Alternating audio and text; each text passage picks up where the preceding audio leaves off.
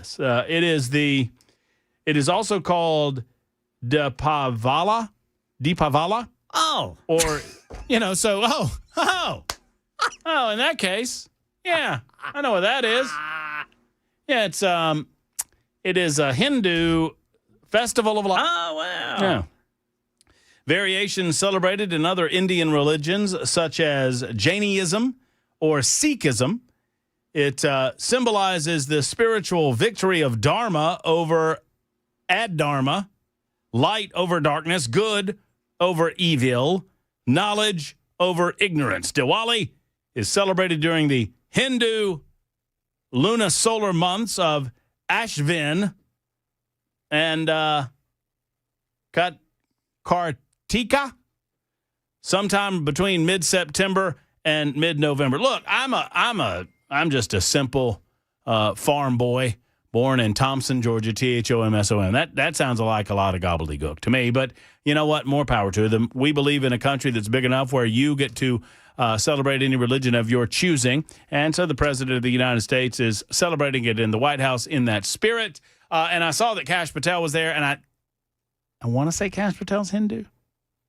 It wasn't Patel the one that said that he'd see Charlie Kirk at Valhalla, which was odd, but, is what it is. All right, 17 minutes after the hour, Super Talk 99.7 WTN. Coming up in about 20 minutes, we'll welcome the newest member of the library board out of Sumner County. That would be Riley Gaines. She's going to stop by the show and talk to us not just about that, but more importantly, how she is doing. She is a brand new mama.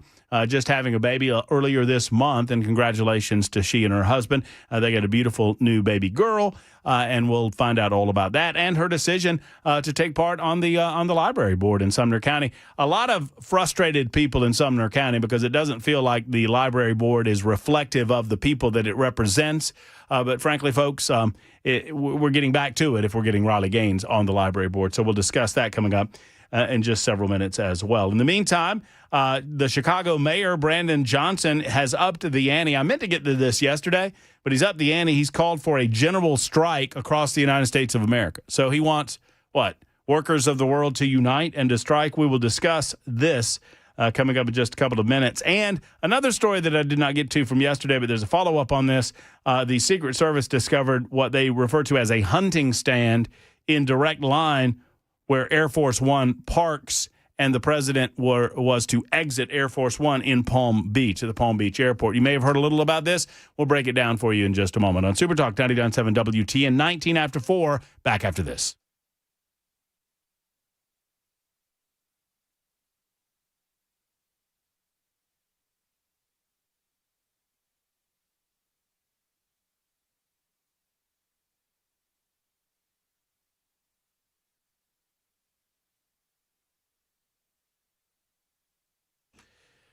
Hello, friends. It's Matt Murphy, and I want to talk to you about the Wellness Institute of Nashville. I put my seal of approval on the Wellness Institute for good reason. As a matter of fact, I made the switch to Dr. Mitch and the rest of the team at the Wellness Institute. Dr. Mitchell and Dr. Ashley are my doctors when it comes to chiropractic care, and they should be yours. If you have back pain, neck pain, sciatica, a slipped or bulging disc, a herniated disc, really any place that it hurts, they have a solution for you at the Wellness Institute of Nashville. Friends, you can do this without considering surgery, without having to deal with spinal injections, and without having to pop pain pills. That's no way to live.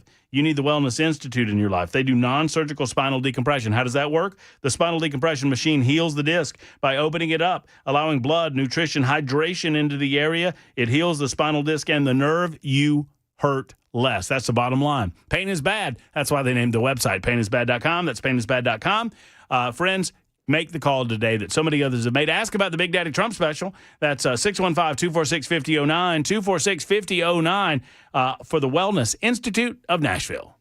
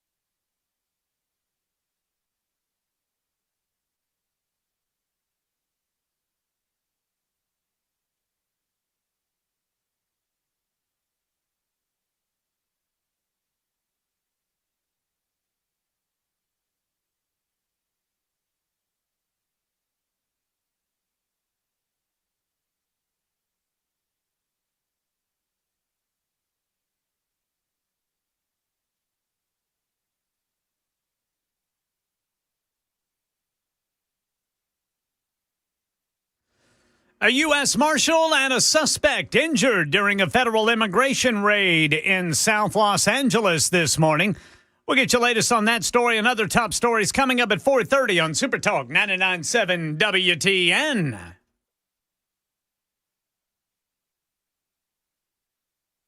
Hey. Hi. Hello. I'm sorry. I was communing with my stablemates out in the hallway. Having a good time. Having a little too much fun, as they say. Too much fun? What's that mean? That's like too much money. There's no such thing. Yeah, I was having a good time. I was talking to our brother station over there at the Zone 1. Everybody was I don't know what Nashville's doing right now because everybody that you listen to on the radio in the afternoon was just out in the hall. That is true. Just chilling. Speaking of chilling, I guess we're just going to chill on the government shutdown as it stands. The Democrats want to shut down because they think eventually the tides will turn. And they don't care about the chaos, by the way. I should note. For better or worse, and frankly, I think oftentimes the GOP gives up too much. The Republican Party, they've already offered a CR, which I don't like the CR. I don't want a CR to begin with. I want you to do your job and to pass 12 separate appropriation bills. But I'm willing to accept the idea, just like I was willing to accept the big, beautiful bill. Now, look, I don't get to vote on it. I would not have voted for it because I don't think it went far enough in cutting into what I consider to be the greatest existential crisis that the United States of America faces, and that is our $8 trillion now national debt, growing every single day, growing every single moment, growing every single second. We overspend. And anytime you talk about cutting, the Dems howl, how can you do that? People are going to die. Why do they do that? Well, A, they don't really care whether people die or not. I can promise you that. B, they want power and control, and they believe that they can accomplish their goals by creating and sowing the seeds of chaos across the United States of America. And what better than an economic crisis to do just that? You want to talk about nirvana for Democrats. Start defaulting on our national debt. It gives them an excuse to look. I mean, they're the overspenders, right? I mean, well, the Republicans are too. Don't get me wrong. There are no heroes currently in Washington, D.C. There just aren't. There are better people than others. I mean, some are better than others. You can certainly grade them on a curved scale. But there are no heroes. They're overspending by how much money? And say what you will. I mean, I love the man that is now the 47th president of the United States, that was the 45th president of the United States of America. But I'll tell you this, he was no conservative when it came to spending as 45. Now, a lot of that had to do with the last year and a half of his time in office and the COVID pandemic created by the Chinese in a lab. Some would suggest directly in relation to an effort to stop his reelection opportunities, and it worked if that was the purpose. But our overspending is going to be the ruination of our economy, and if we allow that to happen, I promise you the Democrats are going to pop their little heads up and say, we told y'all. We told you the free market wouldn't work. We told you capitalism wasn't the answer. Now let us swoop in and take over and save the day by what? Taking over the means of production. That is what? That is socialism, by definition. And they'll start with what they call the people's resources. We've seen this script historically in the past. They start with things like fossil fuel energy or natural gas energy. They'll move on to resources that they consider to be of a finite nature, like timber-based resources, or even, eventually in places like Venezuela, they got to the diamond mines and they said, oh, no, these are the people's diamonds. These aren't this company's diamonds. We're taking over those diamonds too.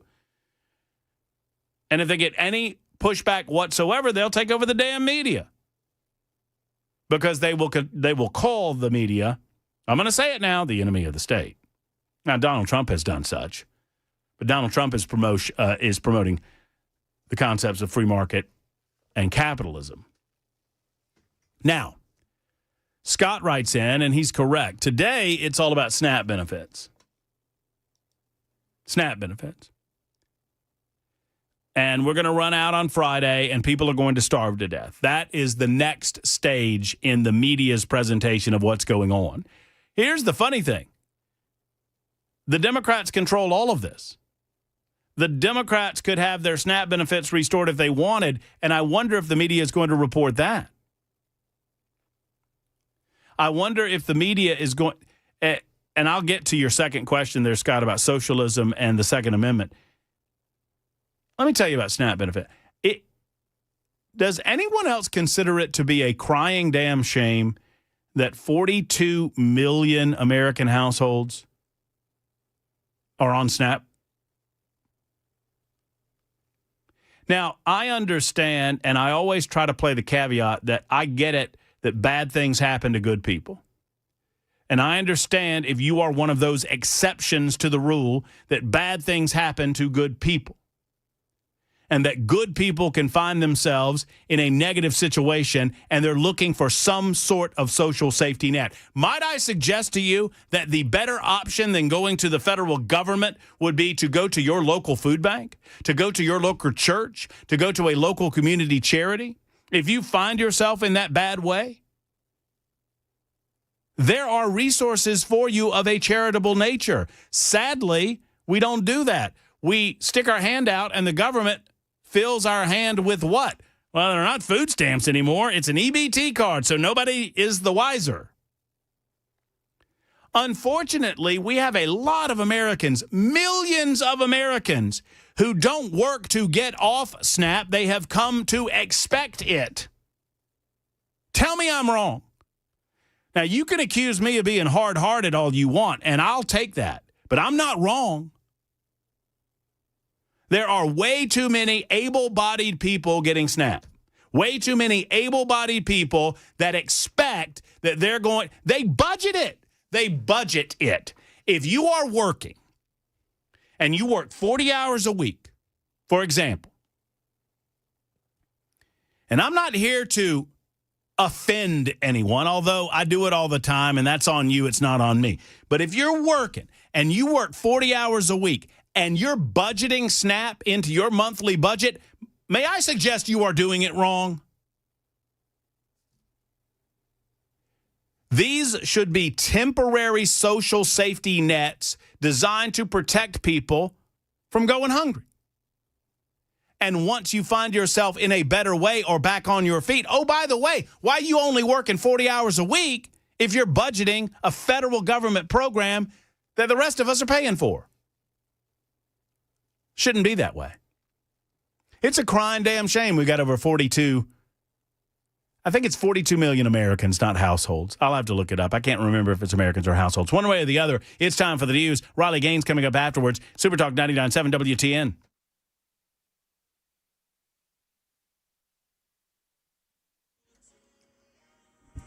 I'm Ken Weaver with your top stories. Got the full forecast and traffic in 5 minutes. A U.S. Marshal and a suspect injured during a federal immigration raid in South Los Angeles this morning.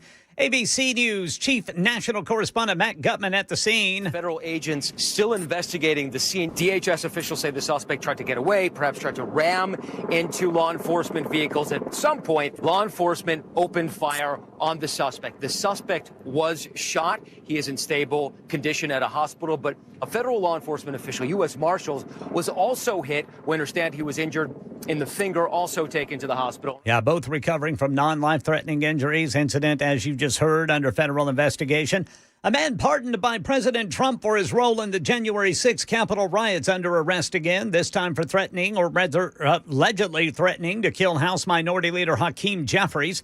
Christopher Moynihan taken into custody in New York after allegedly sending violent messages about Jeffries, including, quote, Hakeem Jeffries makes a speech in a few days in NYC. I will kill him for the future.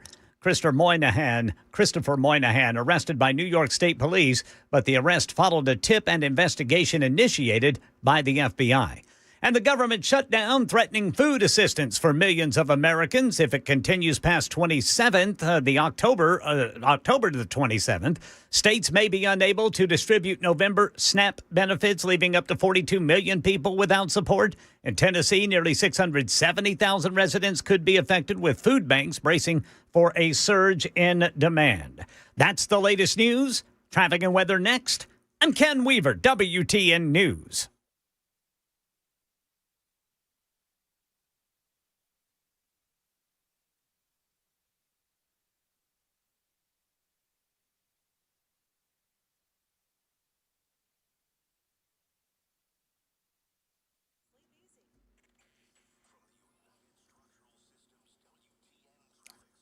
All right, still showing a crash with the right two lanes blocked. 40 eastbound near Charlotte Pike, exit 201. In South Nashville, police still reporting a crash 24 eastbound past Murfreesboro Pike. Woodbine, a crash 24 westbound past I-440. I'm Ken Weaver.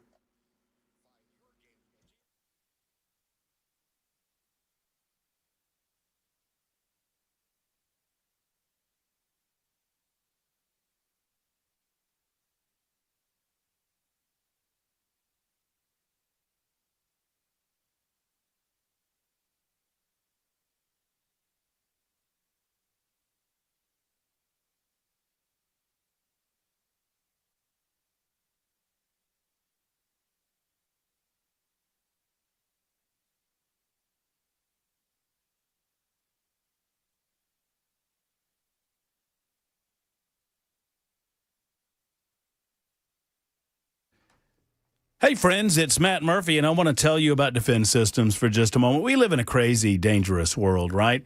Now, I'm not here to freak you out. And Defense Systems and Brink Fiddler and the rest of his team, they're not here to freak you out either. But they are here to recognize that in a dangerous world, you never know when something is going to walk right into your life, when danger is going to, come right around the corner, and you have to be face-to-face with it. What happens if that happens? Are you ready? Are you prepared for what might come your way? Whether it's an active shooter situation, which we see far too many of in the United States of America, maybe it's another level of workplace violence. Perhaps, and I don't mention this nearly enough, Brink and his team, they offer you incredible training for you and your workplace, individually and collectively as a workplace or a school or a church, that you have life-saving skills once you go through Brink Fiddler's course, to include tourniquet application and these types of things. I mean, it really can help you, not just in a negative situation, a serious negative situation, but also if you're on the interstate and you encounter an accident, can you help someone in that accident? It truly does empower you to do so. They do site survey and threat assessment at your business, security improvement consultation, emergency and intruder action plans, and all of these things are customized to your needs and to your facility, your school, your church group, your program, whatever it might be. Call today at 615-236-6484. That's 236-6484, or online at defensesystems.com. I'd love to tell you, hope's not a plan. It is time to get trained, and you get trained with the best at Defense Systems.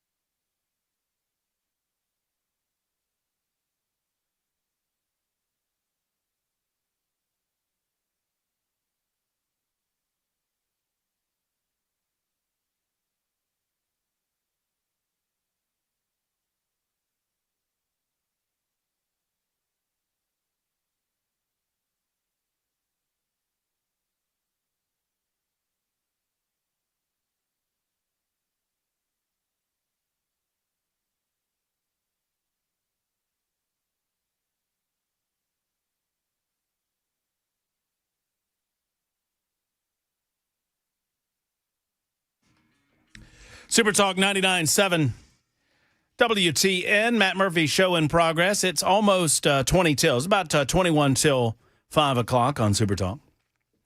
We've been following a story out of Sumner County that is gaining some more attention based on some things that happened last night and some expected activity today with regard to some of the votes that might be going down a little bit later on today. But I want to focus on the library board for just a moment. We mentioned that this past August, the Sumner County Library Board rejected a ban on transgender-themed books. This is after it popped its head up in May when the board tabled a proposal to remove those same books. Now, it's my understanding that there's been a missing member of the board for some time, but I don't want to tell you all about this because why would I when I have a newly appointed board member on the line to discuss it with you.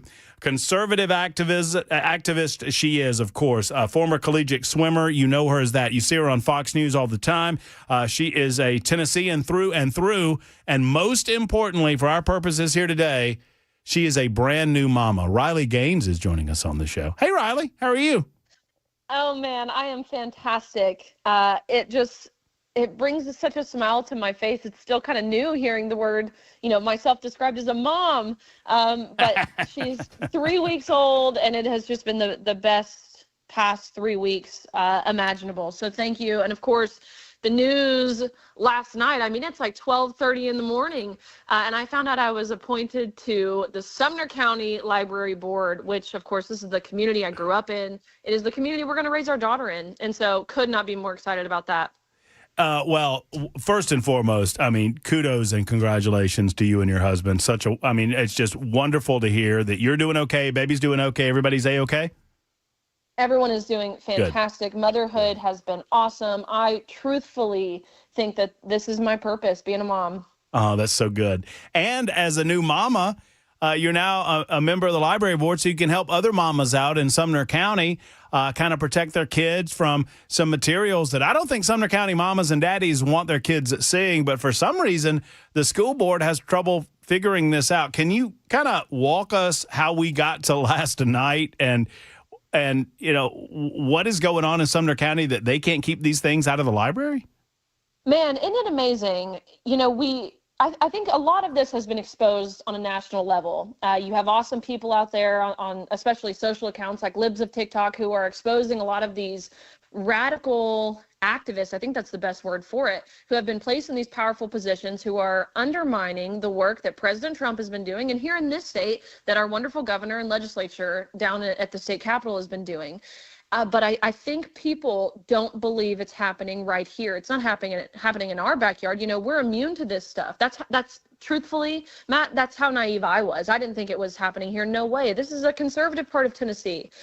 We have all Republicans on the board, whatever it is. Oh my gosh, you would be so wrong and so ill-informed to believe that having an R by your name actually means that you stand for the values that I know you and myself and majority of parents, especially across Sumner County, stand for.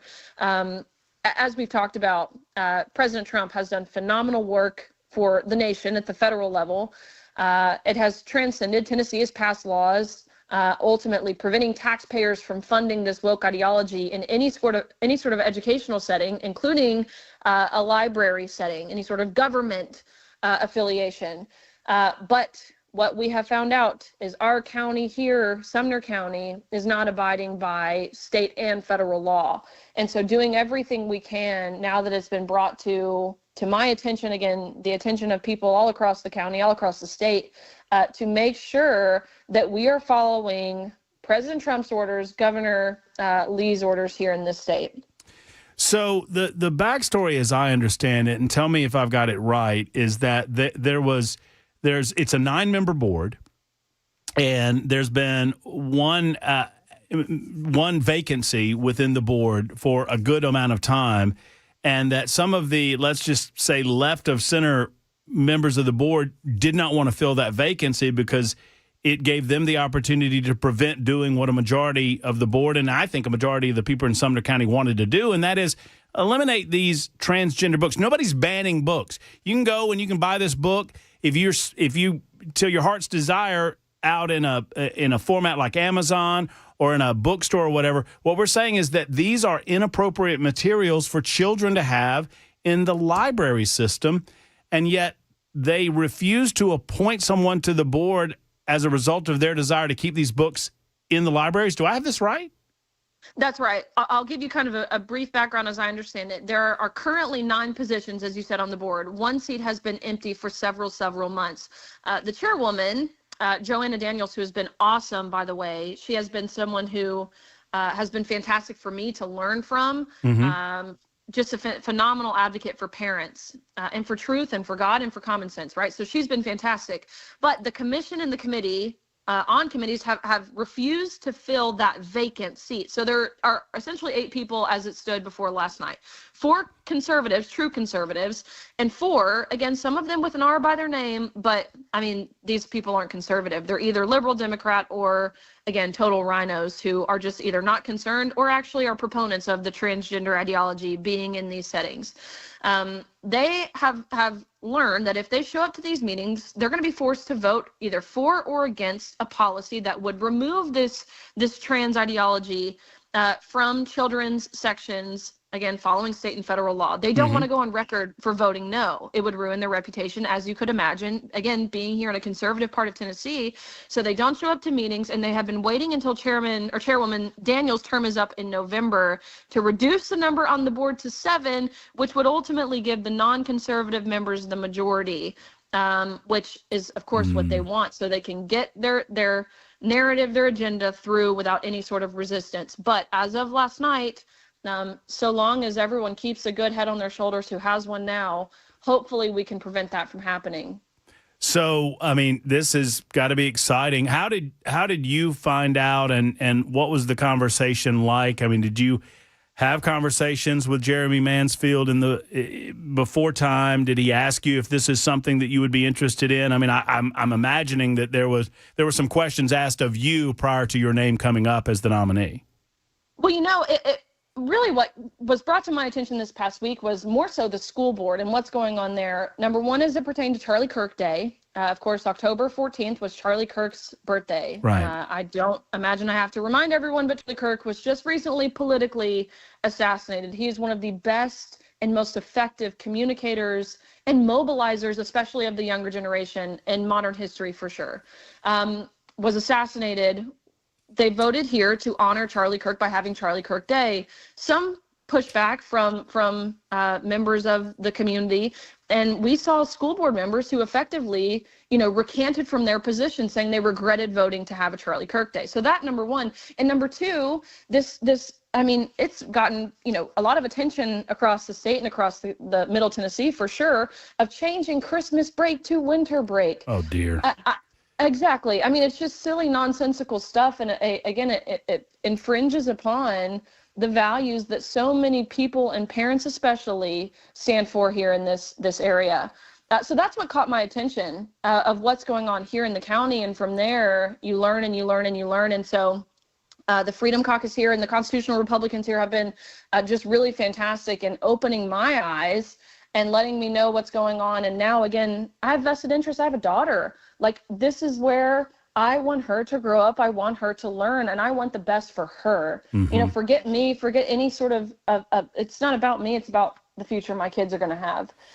And so to now be a part of impact and having change, affecting change, I mean, there's nothing more you could ask for. You mentioned the Christmas break, winter break thing, and we're going to talk about that in the 5 o'clock hour. It's just absurd. I don't understand what people don't understand about you being allowed to celebrate anything you want to celebrate or not celebrate anything you want to celebrate, but trying to ignore the fact that we take a break over the holiday season to celebrate the birth of Jesus Christ. I mean, I don't know who that would offend anyway, but this idea that we're worried about offending people by saying Christmas in a nation full of Christian people, I just don't know what planet we're living on sometimes, Riley. No, you and me both. And it is so true. Like, I think people forget, like, this was a nation who at one point proudly stood by "In God We Trust," one nation under God. Right. But we have fallen far, far from that. And we see that, in all 50 states, and it breaks my heart. And I think the current state that we're in now is a clear indicator of it. So what's the process? So are you like officially on the board now that you've been named? Do you have is there a swearing in ceremony? How does that process work? And when will you first be seated? Because we're excited about the next opportunity for you guys to get to vote on banning some of these transgender type books from our school-age children.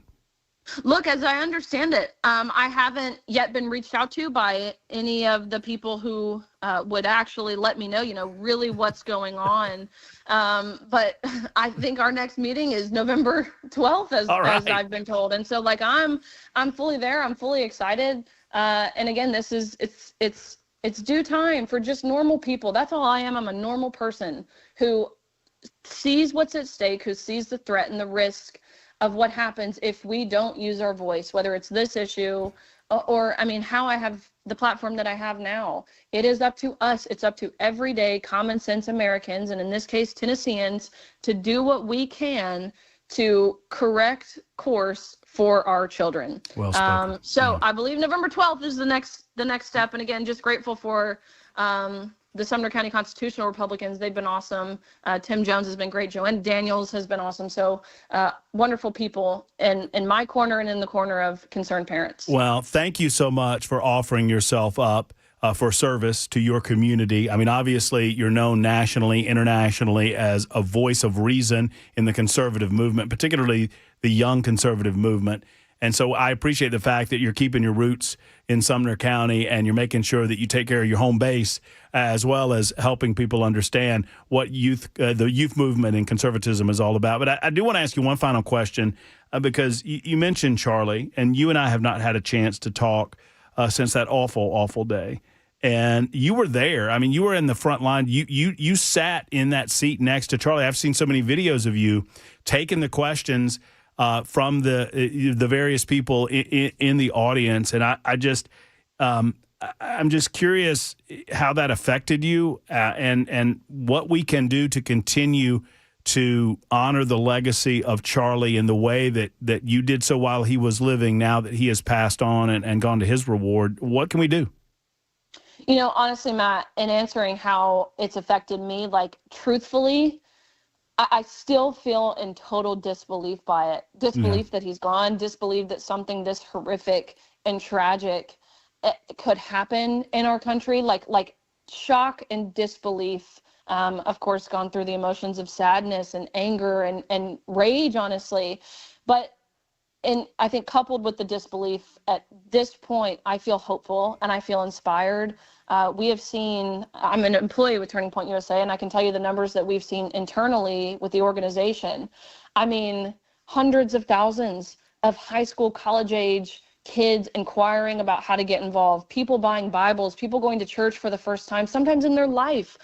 So to see the effect that Charlie Kirk had, I think we should all aspire for our deaths, whether premature or not, to have the same effect that his did. That is how you know you lived a fruitful and good life, and Charlie Kirk did. And so I feel hopeful, I feel inspired. And what we can do, man, we do exactly what Charlie Kirk did best, which is civil discourse, talk to each other, engage in conversations with people you might not you might not agree with, and of course do it respectfully, listen to one another.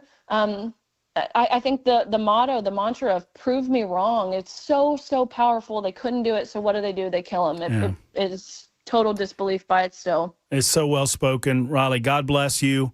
Hug the little baby for us, and we appreciate you spending some time with us. Congratulations again on being a new mama. Congratulations on being a new Sumner County board member, and as always, we look forward to the next conversation. You're the best, Matt. Thank you. Take care. All right, so that's Riley Gaines. What a great conversation. What a great answer to that question, that you go through all of those emotions. And she was close to Charlie. Obviously, I did not realize that she was an employee of Turning Point, but I knew that she had been on some of these junkets, that she had sat in a chair right next to Charlie Kirk, answering the questions alongside Charlie. And it has to hit a little closer to her what happened, considering that she has been in that seat. And what a great answer to the question asked. It's 54 after the hour. Super Talk 99.7 WTN. Back after this.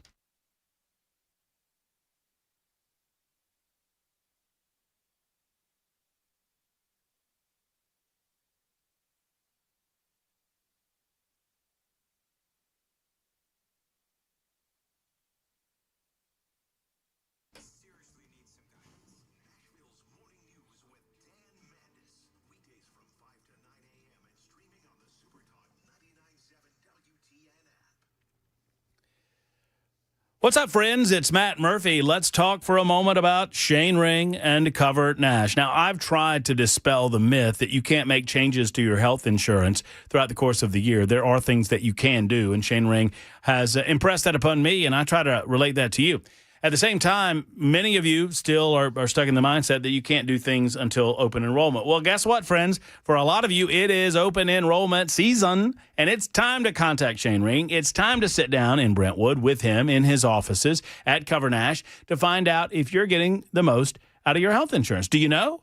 I mean, if you don't know, I would encourage you to make the call. Now, here's the wonderful thing. I can tell you from my personal experience and through the experience of hundreds, if not thousands, of testimonials of people that have utilized Shane and Cover Nash, he's not trying to sell you anything. He's trying to make sure that you're being offered the right things. He has the knowledge. He's your concierge. You go to a hotel, you want to know where the best place to eat is? Well, Shane's kind of that guy when it comes to health insurance. He can find the right spot for you, specific to your needs, specific to what you're looking for from a family standpoint with health insurance, and specific to the price point that you're looking to pay.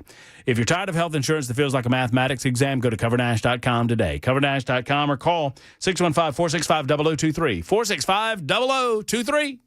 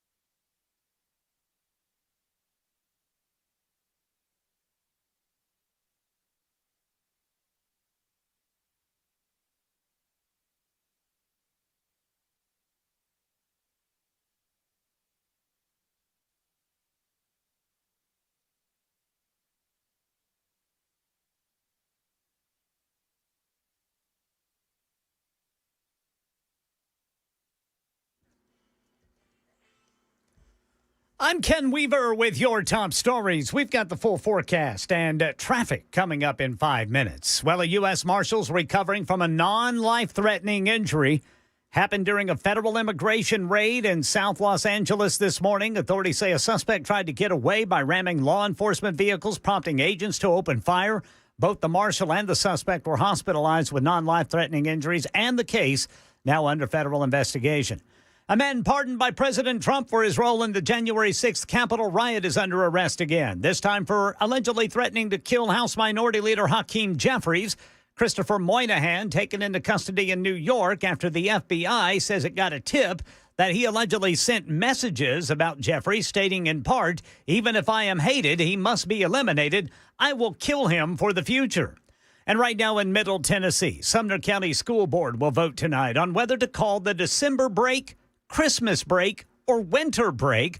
Supporters of winter break, like board member Shelley Young Tucker, say it's more inclusive, while others like board member Andy Lacey argue Christmas break reflects tradition. Choosing to consider winter break over Christmas break is not about erasing faith. It's not about taking Jesus out of the season. In fact, I would challenge you to say that it's the opposite. It is about recognizing that we are a community in Sumner County. It's why I moved here. It's why I love it here. We are a community, and we need to care about each other. You know, would you rather me lie to you or tell the truth? Christmas is Christmas. Why do we have to worry about offending everybody over the truth? I don't want to, like I said, it's not my intention to offend people, but Christmas is Christmas. Why do we have to offend the masses to appease the 1%? Yeah, this decision follows last year's vote to rename it Christmas break, sparking renewed debate. And again, they'll vote tonight. And former NCAA swimmer and activist against transgender participation in women's sports, Riley Gaines, has been appointed to the Sumner County Library Board. Supporters say it signals a pushback against what they call woke ideology in public libraries.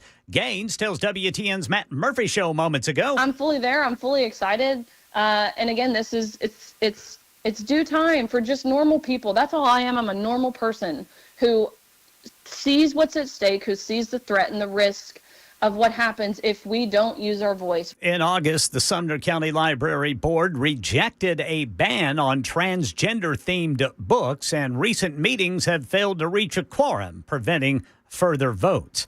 That's the latest news. Traffic and weather next. I'm Ken Weaver, WTN News.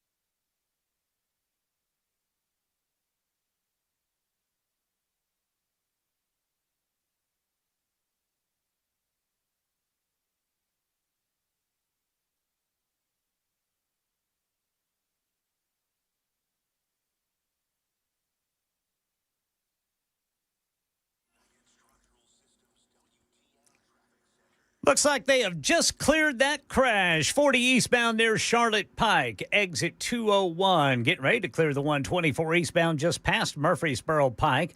Belmont University area got an injury crash, 12th and Ackland Avenue. I'm Ken Weaver.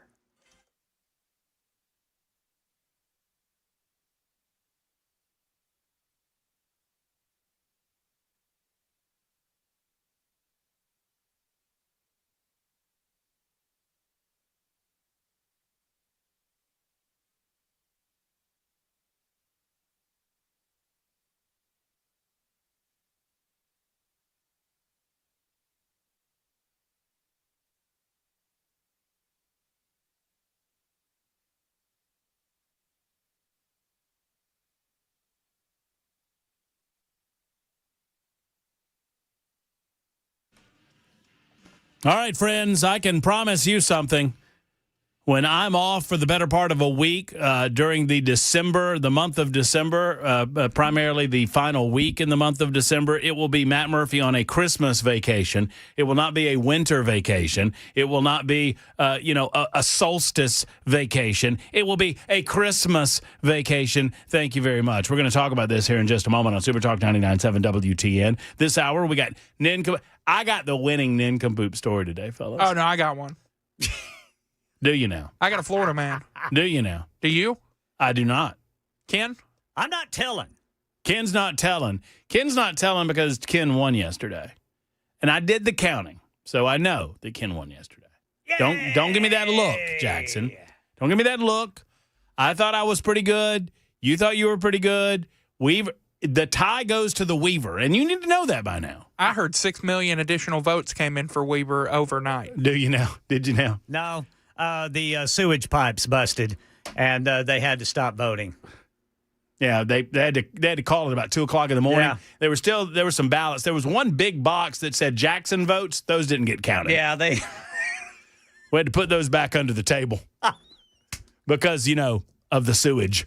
Yeah, it's very unfortunate. We had a little scare in the vote counting booth. So we had to suspend voting. Jackson's just going. He's confused as hell. You know what we're talking about, Jackson? I'm assuming the 2020 election. Hey, Jackson. Way to go, good Brother for Jackson. You. Good for you. I didn't live under a rock that year. What was that over at Georgia, kid? They said the plumbing got backed up. Plumbing got backed up. We're going to have to stop counting. Going to have to stop counting. However, a few of us are going to remain behind and take care of these boxes. Yeah, we're just going to start pulling boxes from out underneath the table and start randomly counting those things. What are you doing over there? Oh, we're just finishing up. Don't worry. Nothing. No, don't worry about it. Go take that plunger and try to fix that toilet. Anyway, I got a good one. That's coming up at 5:35 today. Tomorrow on the show, Representative Johnny Garrett will join us to talk further about the Sumner County vote that's happening tonight. So apparently they're voting on winter break versus Christmas break. This is I want to say it's the stupidest conversation we've had in a long time. It's not dumb in as much as people are there are groups of individuals, some of whom masquerade around as conservatives or believers in our constitutional rights and all of that are trying to eliminate. I've never understood this desire to eliminate Christianity out of our every fabric of our lives. And look, I'm one that understands that I'm such a believer that I don't need faith to be superseded by force. In other words, my faith supersedes the force of government in every way. And I hope you understand what I mean by that. I don't care what the government tells me about a certain aspect of my life if my faith dictates that I act a different way. Now, that doesn't mean that I get to break the laws that I don't like that are on the books, but it does mean that my faith supersedes whatever force you initiate in the laws that you interact with or you enact. So I'm regularly amazed at the number of people. For example, let's imagine that Jackson and I head off to a football game this Friday night. And let's imagine further that we sit next to a couple of atheists. We sit down, we're going to watch our football game, and there's a couple of Bama fans. Sure. Godless, heathen Bama fans. And and we get ready to say, a prayer or to honor our nation by saying the Pledge of Allegiance, or honor our nation by singing the Star Spangled Banner, or whatever it might be. Or let's just say it's a prayer. And the guy on the loudspeaker says, "At this time, please rise as you are able and bow your heads for a prayer over tonight's festivities." Now, these atheists that are sitting in the crowd, they're atheists, right? They don't believe in God. But they recognize that most people in their community, most people in and around them do believe in some higher power.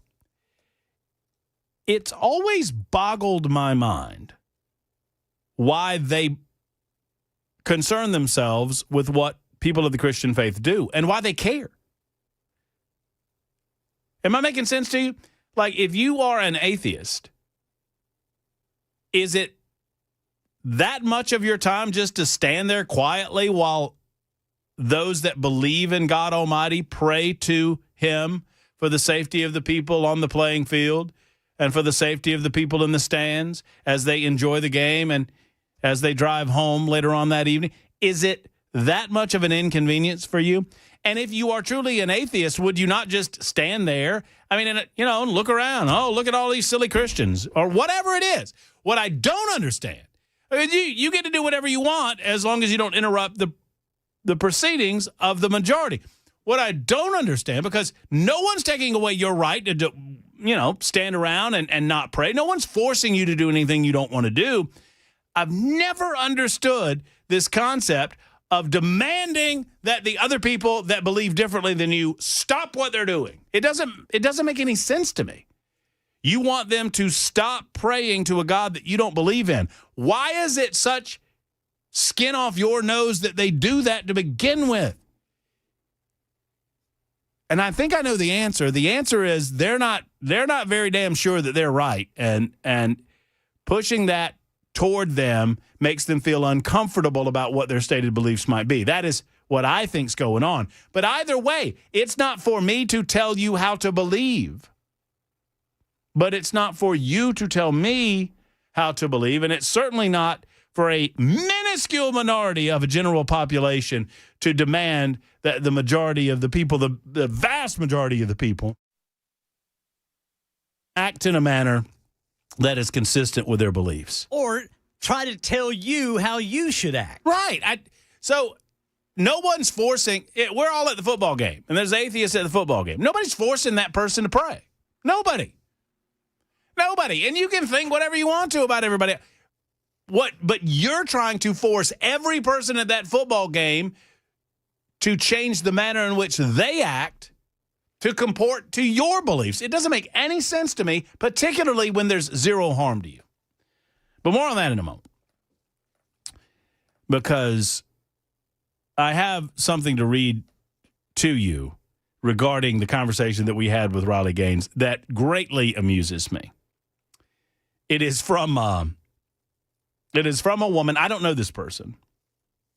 So Riley Gaines was named as a replacement on the Sumner County Library Board last night.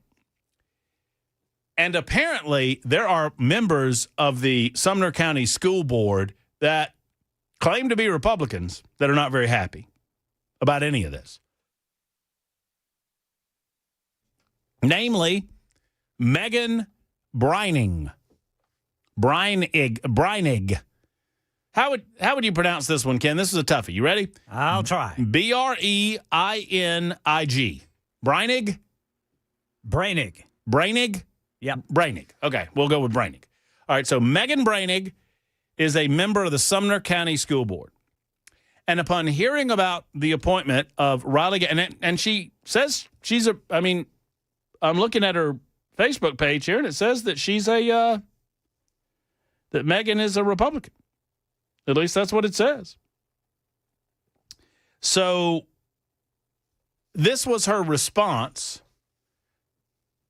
via email upon hearing that Riley Gaines was added to the library board. The title, the subject line is Reckless Library Board Appointment. And she's on the, I guess she's on the county, well, no, she's not on the county commission. She's on the school board. Let me make sure that I got this right. I don't want to get accused of misrepresenting who this lady is, and I lost. Yeah, she is Sumner County School Board District 8, Megan Brennig. Dear Commissioners, I'm deeply disappointed in your decision to move forward with this appointment without apparent consideration for the damage that it will cause to our community and to the reputation of our public institutions. It is clear that this body did not think through the consequences of appointing a public figure like Riley Gaines to the library board or the impact that it will have on the board's ability to function effectively. Now, I want a side note here. For the last several months, half of the library board have refused to meet.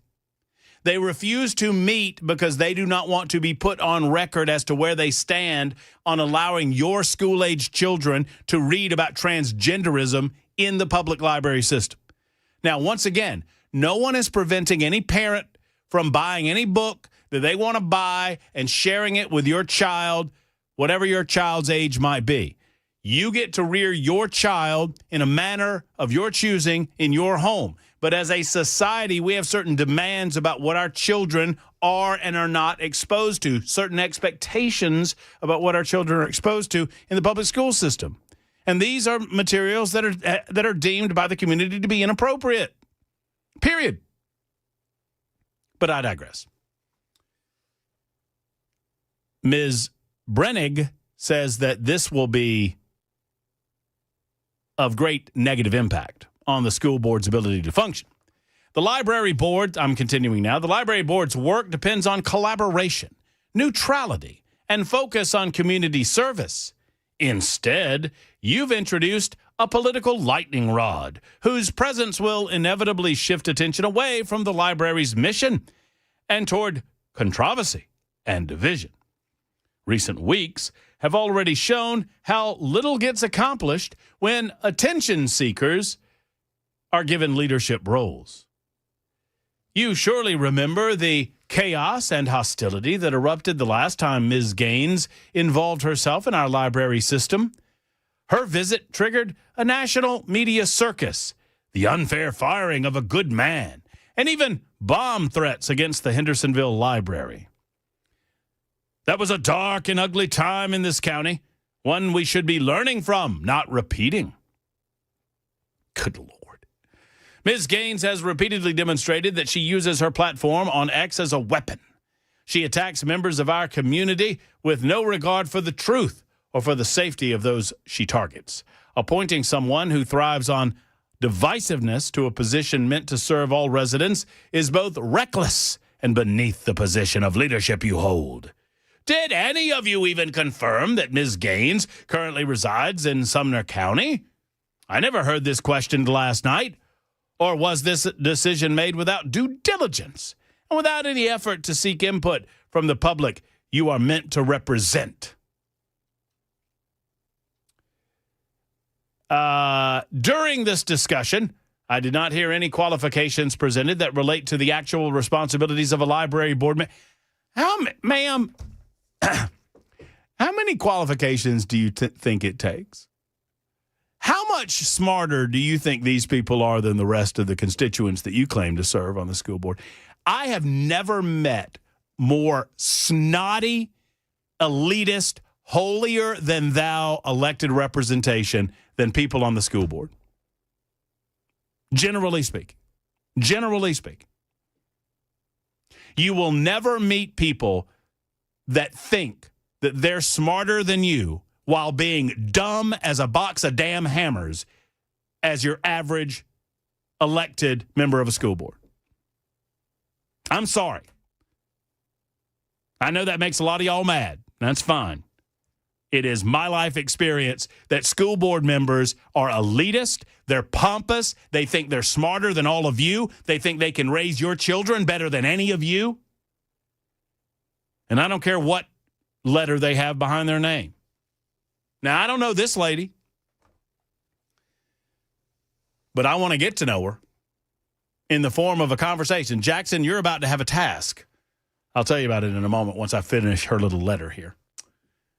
This appointment was thoughtless and politically motivated, not community-minded. You have handed a powerful position to someone who has already harmed our county's image and put residents at risk. The citizens of Sumner County deserve better than this. Sincerely, Megan Brennig, Gallatin, Tennessee. This is an external email. Please exercise caution. Do not open attachments or click links.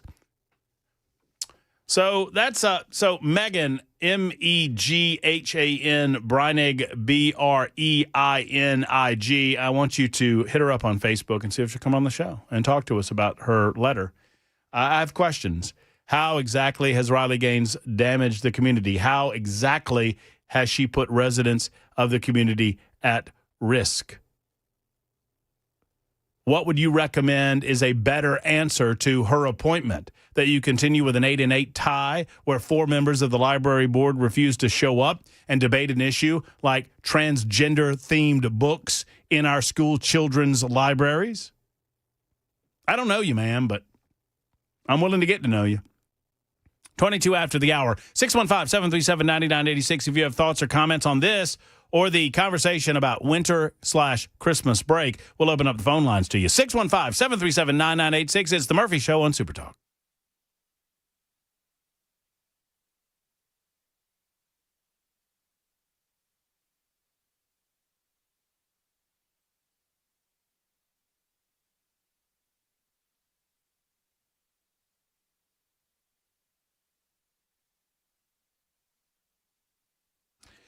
Hello, friends. It's Matt Murphy, and I want to talk to you for a moment about the heating that you have going on in your home. Have you already turned that heater on? If you have, you've probably smelled that smell, unless you have taken my advice and contacted my man, Jeff Eddy, in Efficient Heating and Cooling. Jeff Eddy, Efficient Heating and Cooling. He's a man on a mission, Jeff Eddy. He wants to help keep your invoices down. He wants to keep your price point low, and he wants to get maximum life out of your heating unit. How do you do that? Maintaining the unit is one thing, and he never charges over $125, and a lot of times it's a lot less than that. I mean, he'll oftentimes charge you considerably less depending on where you are and what number of heating units you have. But no matter how many you have at your residence, $125 is the maximum cost. Now, at some point you have to replace, and he understands that. Jeff's never going to recommend you do that until it is time. And when it is time, they're an Elite Pro partner with Rheem, and they can help you make the right decision for you and your family. Why not contact Jeff today? See, let him come out. Let him talk to you about their maintenance guarantee at Efficient Heating and Cooling, efficienthvac.net. efficienthvac.net, or call 615-784-4424, 784-4424 for Efficient Heating and Cooling.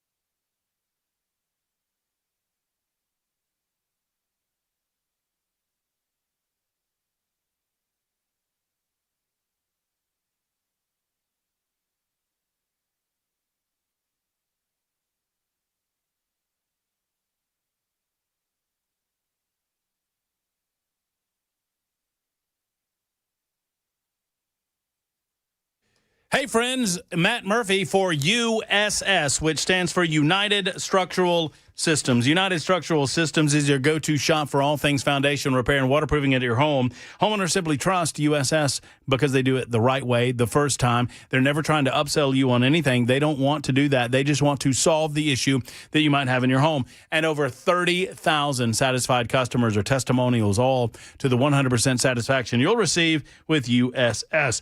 It is a fact, friends, that with all of the water that we have, with all of the topography, you know, the ups and downs and the hills and the valleys, that puts homes at risk with foundation issues and waterproofing issues. If you think that your home is at risk, it's time to make the call that so many others have made to USS. They simply guarantee their best. They have served Middle Tennessee since 1994, and they want to serve you. Go to USSTN.com. That's USSTN.com for all of your foundation repair and waterproofing needs. Homeowners trust USS.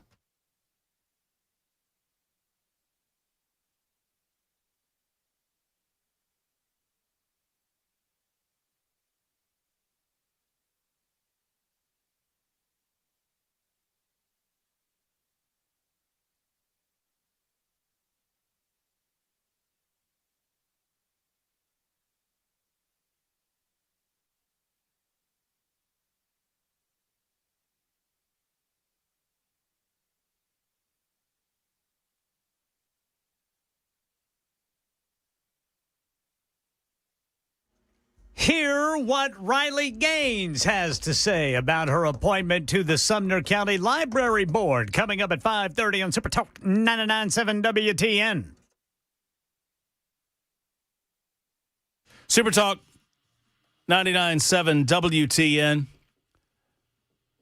A lot of commentary on our conversation regarding Riley Gaines as an appointee to the library board, and also a broader conversation to be had by the Sumner County. Is it the Sumner County School Board or the Sumner County County Commission? It is it's the Sumner County Library Board. No.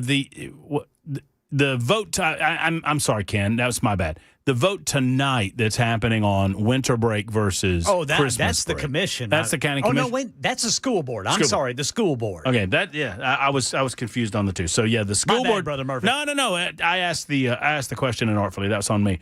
So yeah, the library board appointed Riley Gaines to the board, and she makes now 9 members. It's a 9-member board, and some wanted to shrink it to 7. Because they wanted a moderate, and I'm being generous here, a moderate majority as opposed to a conservative majority. And now you're going to have 9, and you've got a conservative majority with Riley on the board, and they're going to try to reflect the desires of their community. And once again, no one's preventing any parent from exposing their child to any book they want to expose their child to. Nobody. They are protecting those parents that don't want their children in their absence exposed to books that those parents do not approve of. Y'all tell me where I'm wrong in exercising the caution that way as opposed to the other way. So in one scenario, those books aren't present in the library system, yet parents can share any of those materials with their children if they so desire. Right? But those parents that do not want their children exposed to that type of material do not have to fear exposure based on that material being present in the library itself. What's the issue? Exercise caution on that side of it other than the other side.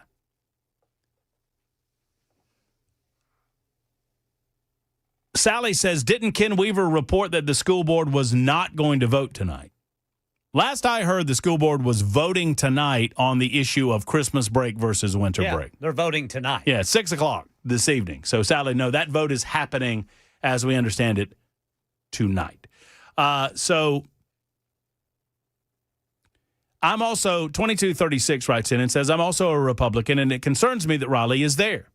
She has not been regularly attending library meetings.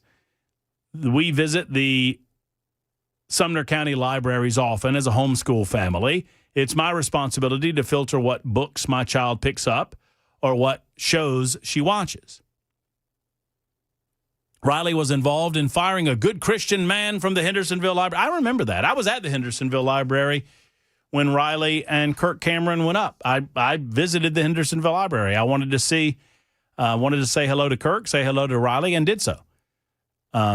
The Kirk Cameron debacle was crazy and embarrassing. Well, it was embarrassing because of the clapback that Kirk and Riley and other Christian folks received over their book readings, in my opinion. But, I mean, you're entitled to yours. I'm entitled to mine. They're equally valid, I suppose. As a resident of Sumner County, I worry about how her public platform will affect our libraries. The library system and the school system libraries are different. They have different directors and are not under the same board. I understand, and if I inartfully articulated that, I apologize to you, 2236. I understand the public library system and the school library system are two different systems, so I apologize. They both are funded by, taxpayer dollars, obviously. I am interested, if you're listening still, 2236, how you believe Riley Gaines' public platform will impact your library system whatsoever. And what you think about my solution in all of this, that we err on the side of caution, protecting those parents that don't want their young children exposed to that. And perhaps those parents don't have the ability to constantly, as you apparently do, monitor what books your child might pick up at the library. I don't have a problem with them being in for me, I don't have a problem with them being in a restricted section. I don't know if that's what we're talking about or not, but I don't have an issue with that. But I also don't have an issue with Riley Gaines being on the board. Nincompoops coming up, plus your calls. It's 31 after the hour on Super Talk.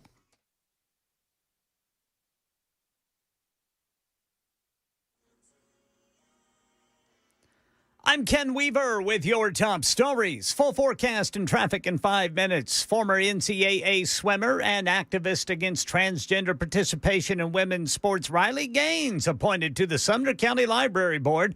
Supporters say it signals a pushback against what they call woke ideology in public libraries. And Gaines tells WTN's Matt Murphy Show, I think people don't believe it's happening right here. It's not happening in our backyard. We're immune to this stuff. That's truthfully, Matt, that's how naive I was. I didn't think it was happening here. No way. This is a conservative part of Tennessee. So in August, the Sumner County Library Board rejected a ban on transgender-themed books, and recent meetings have failed to reach a quorum, preventing further votes.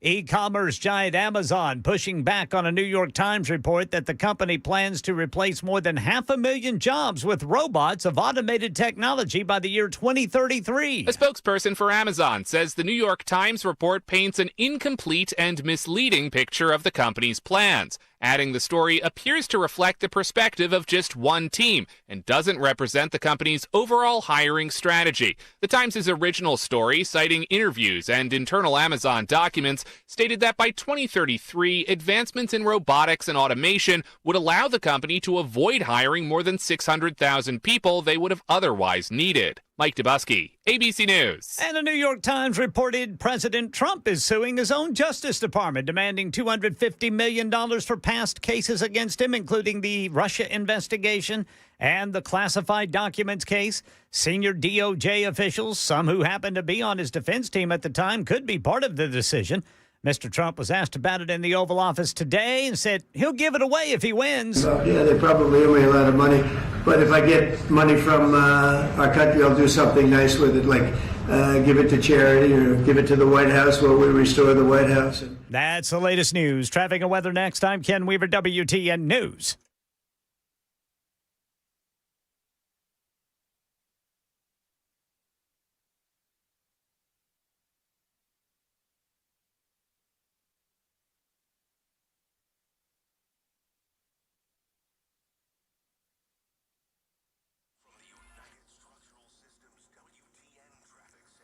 West End, police reporting a crash 440 westbound. They're at exit 1. South Nashville, a crash reported 24 eastbound just past Murfreesboro Pike. In the Belmont area, on-ramp partially blocked by a crash. 65 southbound from Wedgwood Avenue. I'm Ken Weaver.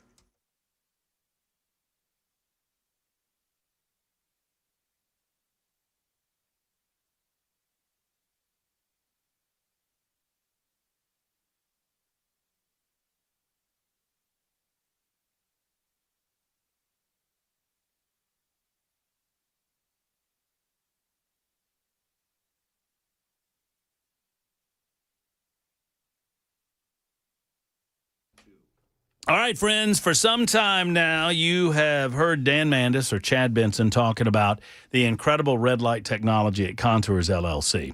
They're over in Cool Springs, and these guys are truly in a class by themselves. And I can say that now because I went by and I saw Keith and his team, Stephanie and the rest of the guys. I mean, these are good folks, and they have an incredible product that I want to tell you about. It's medical grade red light technology.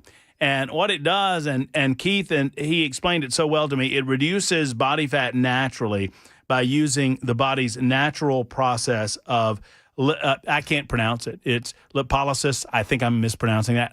Here's what I know, is that you've got fat cells in your body, and they can be big and plump like a full balloon, or they can be empty like an empty balloon. And what the red light technology does is that it generates fat loss by emptying the balloon through the body's natural processes. And they're running a $99 first-time special. Now, they guarantee that you will have results. Fat loss with no incisions, no downtime, and no pain. I did this morning, and I lost almost 2.5 inches.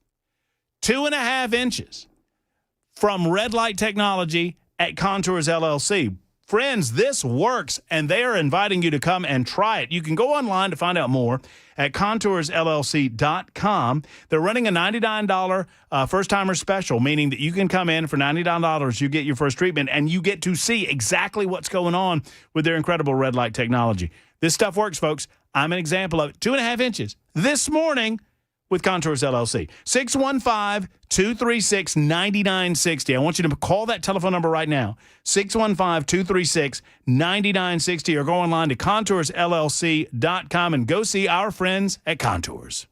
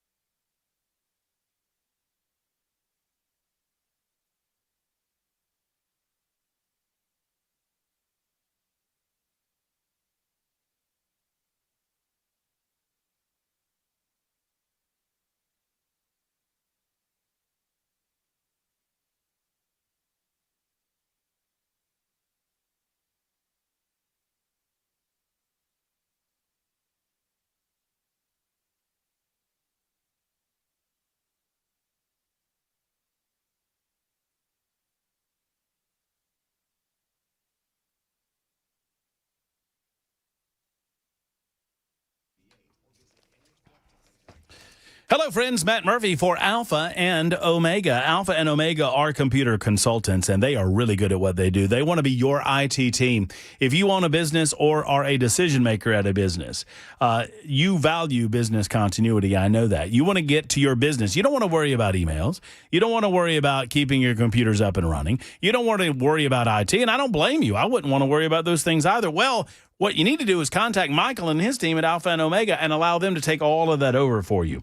If your annual IT contract is coming up, do not settle for the same old, same old. I want you to call Alpha and Omega. Allow Michael to explain to you exactly what they do and how they do it differently than a lot of these other guys. First and foremost, every person you'll ever talk to at Alpha and Omega, they're right here in Middle Tennessee. They don't farm anything out to other countries or other states. You talk to Tennessee folks about your Tennessee issues right here in the great state of Tennessee. Secondarily, they do it all from IT support to printer support, all of your issues that you might have, server issues, whatever it might be. And, of course, they're going to protect you from ransomware attacks or cybersecurity threats. Alpha and Omega can be found online at ANO.net. That's ANO.net, or call 615-784-0096, 784-0096.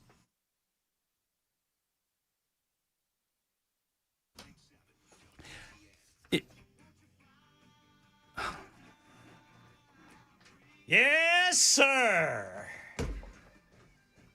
What? Oh. Hold on, my shoe's untied. Yes, sir. I can't fly like a free bird with my... Why are we playing this, Jackson? Woo, jammy. I mean, I like it. Turn it up, Jackson. Yeah, that's what I'm talking about. Yes, sir. Wail on that thing. I'm told that Ronnie Van Zant was a perfectionist, an absolute perfectionist. Oh, yeah? And he expected studio quality at every performance from Led Zeppelin. That's what I'm told. That's what I'm told. What do we owe the pleasure, Jackson? You just trying to mix it up a little bit? Yeah, just that song shreds. I love it. I absolutely love it. No, that is an epic rock anthem right there, baby. One of my favorites. Super Talk 99.7 WTN. And yesterday, Yeah? 48 years since the plane crash. Wow. I've read, Ken, you might know about this. I don't know if you do or not. But I have read that if Ronnie was wearing a seatbelt, he might have lived. I've heard that. Different world, man. It would have been a different world. Oh, man, what a band. What a band. Oh, man. And you know what I like about him, Ken? What's that? Proud of where they were from. Yes, sir. And not afraid to say it.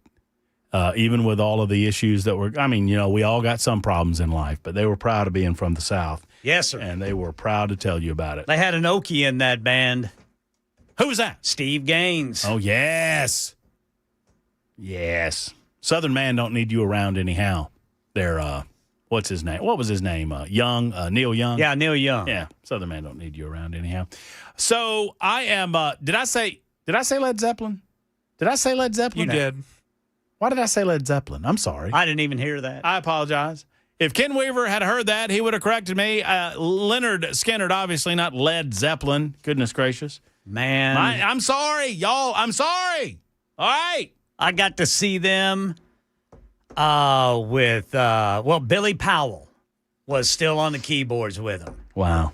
And, man, that's one of the best shows I've ever seen. Oh, so good. And during that, I can't even talk about it. When Johnny puts Ronnie's head up on that microphone. Oh, and during that, oh man! When they're playing the beginning of that. No, the end of it. Oh yeah, was it the end? Yeah, it's during the solo. That's cool, man.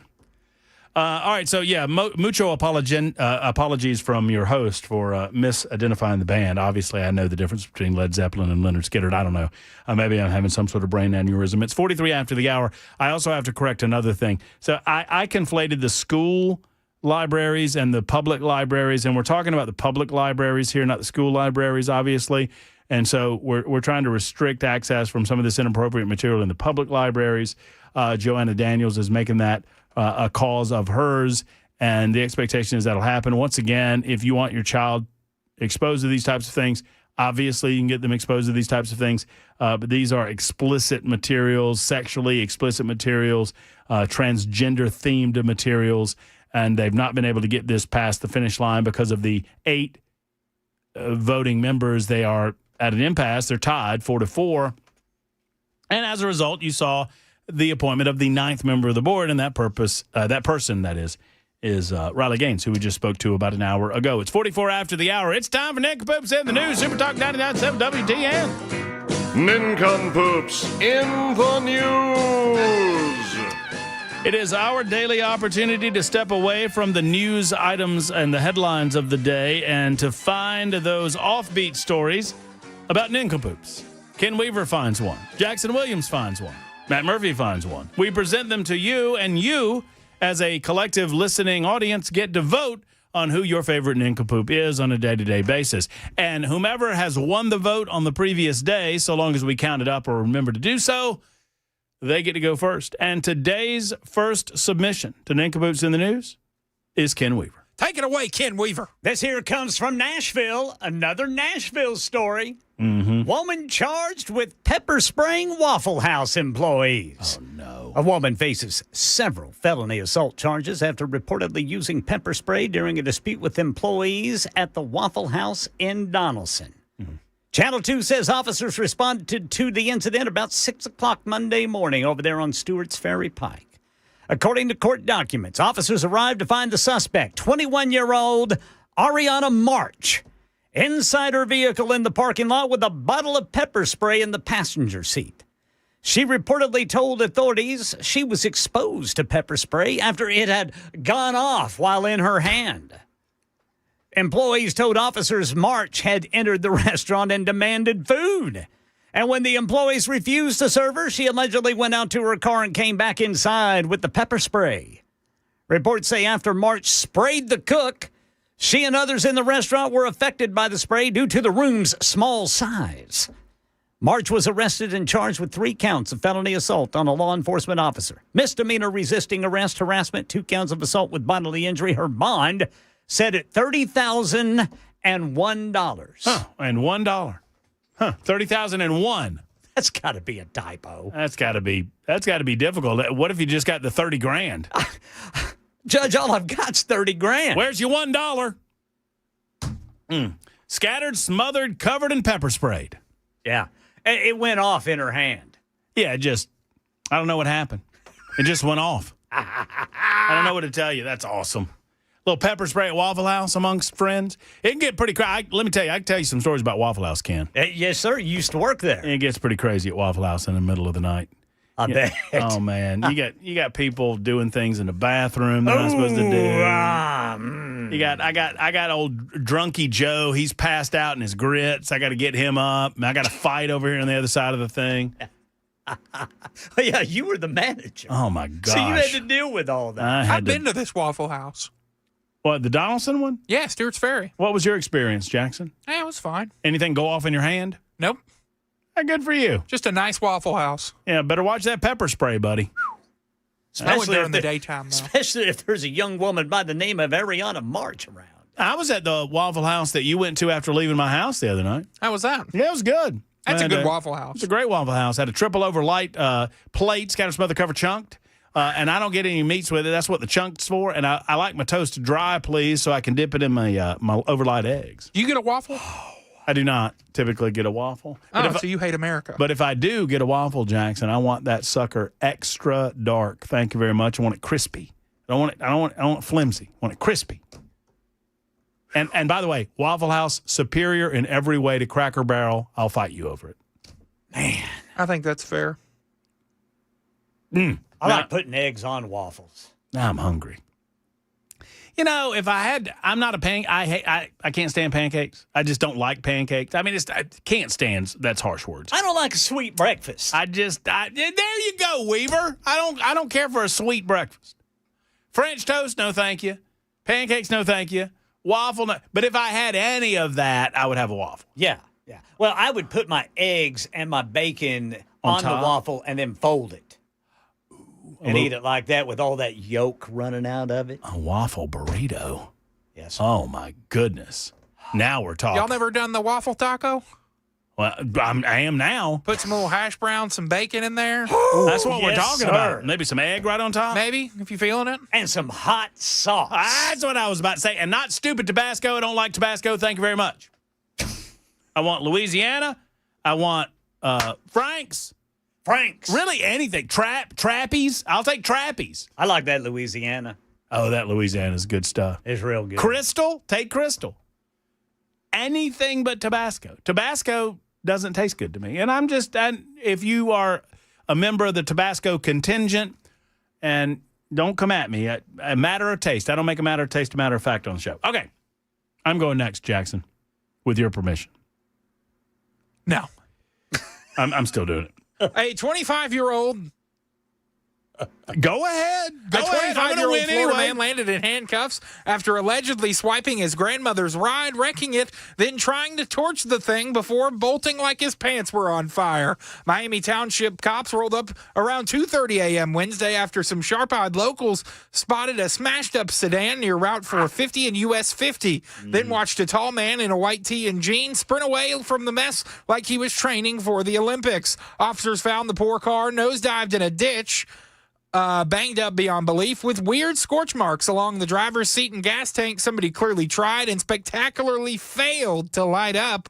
A quick license plate check led them straight to the owner, an elderly woman who said that her grandson Robert had snatched the keys earlier that night without so much as a pretty please. Cops nabbed Robert Bass loitering near the crash scene, looking like he just walked off the set of a bad day. He allegedly copped to stealing the wheels, plowing into something hard enough to total it, then attempting an amateur pyrotechnics display before deciding on a midnight jog sounded like a better idea. Now he's staring down charges of Grand Theft Auto, drunken driving, and apparently failing Arson 101. This is fascinating, Jackson. Because while Ken Weaver will probably walk away with the victory today, as he most often does, you and I have somewhat competing arson stories. Oh, you have arson as well? I do. Where's your arson? South Korea. Oh, God. Woo. That's going to be a good one. South Korean police say they are seeking an arrest warrant for a woman who set fire to her apartment building while trying to kill a cockroach with an improvised flamethrower. Justified, freer. What? Justified. You think it's justified? Cockroach? Yeah. By the way, Ken, did you know that Jackson is petrified of cockroaches? Really? We saw one on the floor the other night. Oh, big old water bug. Oh, yeah, big old thing. And Jackson did not care for that at all. And I kicked it, and it kind of, little legs were kind of going. And Jackson ran down the hall, screaming like a little girl. I did not. I think I did say a swear word when I saw my him. impersonation of Jackson after I gave the little cockroach a kick, and Jackson said 3 times in a row, "That's a big one. That's a big roach. That's a big roach." And I gave it a little kick, and it started going, and Jackson went, "Ah! Ah!"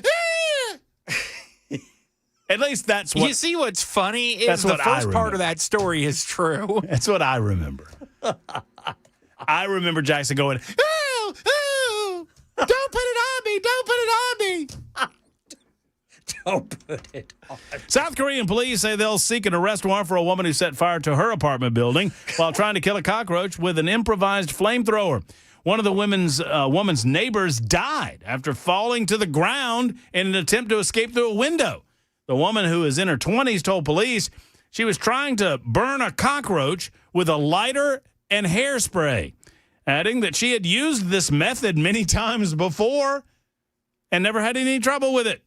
But on Monday, several items in her home caught fire. Police in the northern city of Osan said the woman could be charged with accidentally starting a fire and causing death by negligence. Blasting cockroaches. Listen up now, Jackson. Blasting cockroaches with... Jackson's giving me the evil eye since I made fun of him for screaming like a little girl. I'm getting the evil eye from him.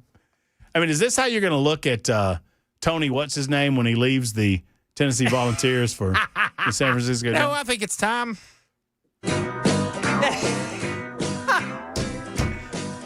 Do not try to kill a cockroach with a homemade flamethrower, i.e.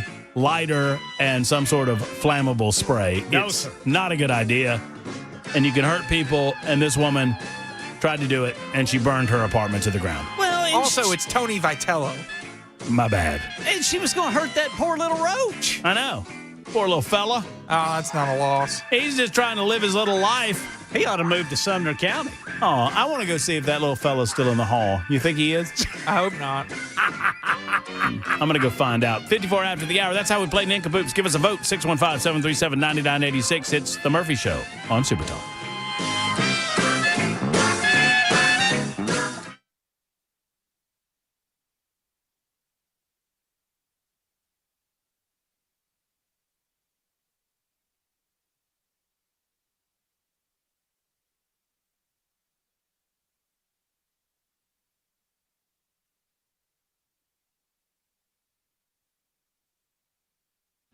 You know what you need to use instead of a lighter and spray? You need U.S. Pest in your life. U.S. Pest can help you out. Jackson, you got a pen? You need to write this number down for the next time we encounter a cockroach. It's 590-1260. 590-1260 is the number for U.S. Pest. They handle all residential customers with the same level of professionalism. They'll help you eliminate bugs out of your life. Full service pest control to include spiders, ladybugs, silverfish, termites, brown recluses, ticks, fire ants, and yes, roaches. If you see a roach, he's got a bunch of his friends in the wall somewhere. You need to eliminate that out of your life by contacting U.S. Pest. Allow them to come out and give you a free estimate and a free inspection. No obligation to you and no hard pressure sales. They're just trying to let you know what the heck is going on. USPest.com. That's USPest.com, or call 590-1260. Once again, 590-1260 for our friends at U.S. Pest.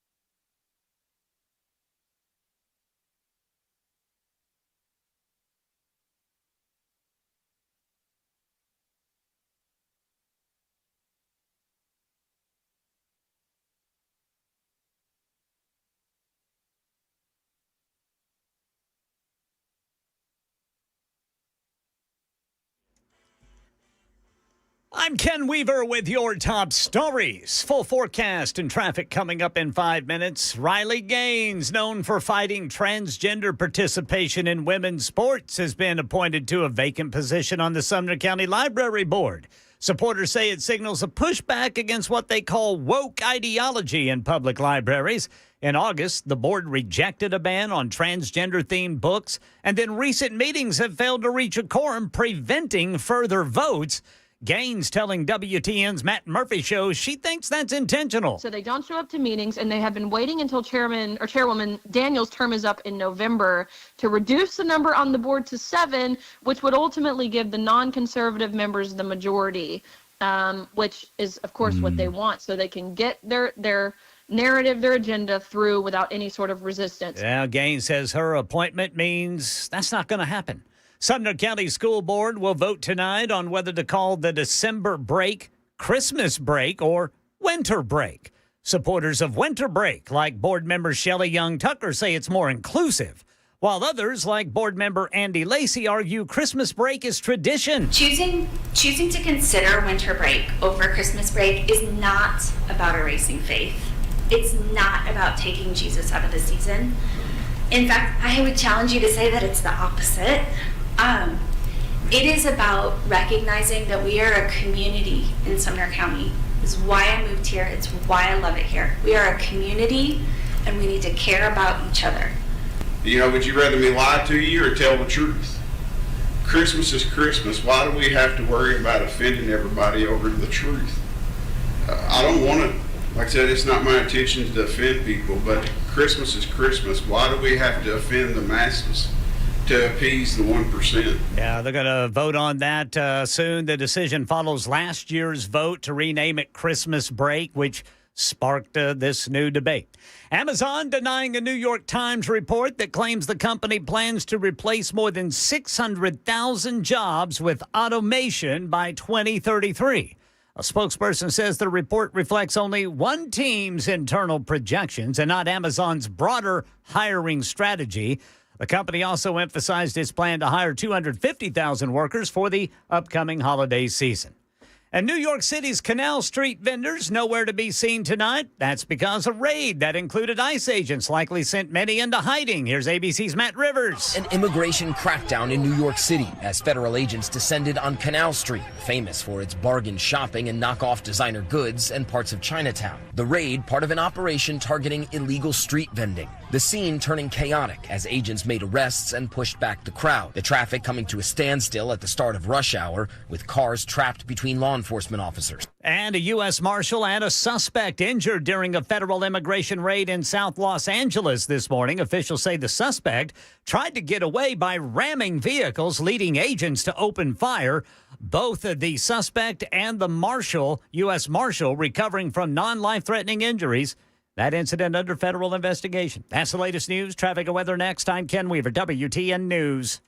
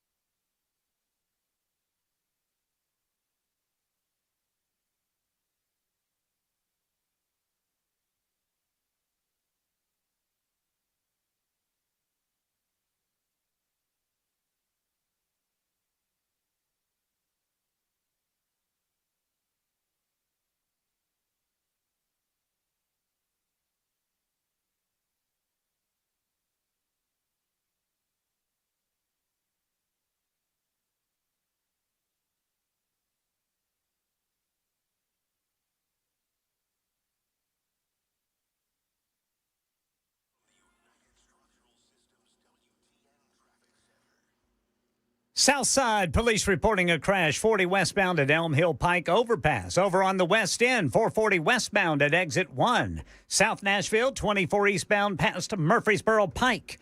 Pegram, 40 westbound before McCrory Lane. Belmont area, 65 southbound on-ramp from Wedgwood Avenue. I'm Ken Weaver.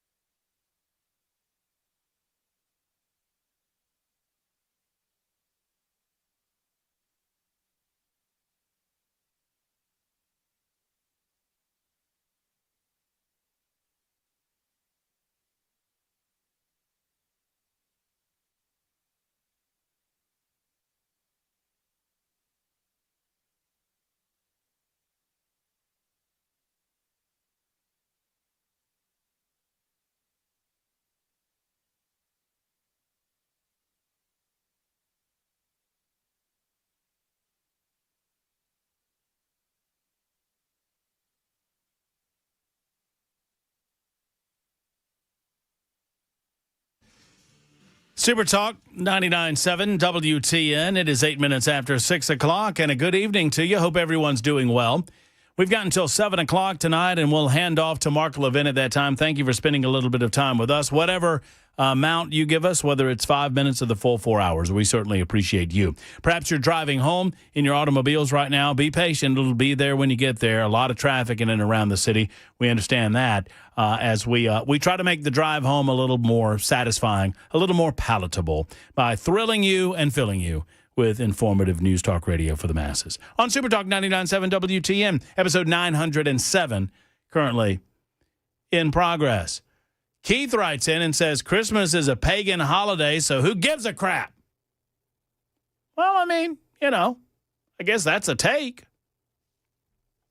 It is certainly a take. So if you just joined us, we've been discussing a large amount of Sumner County news, right?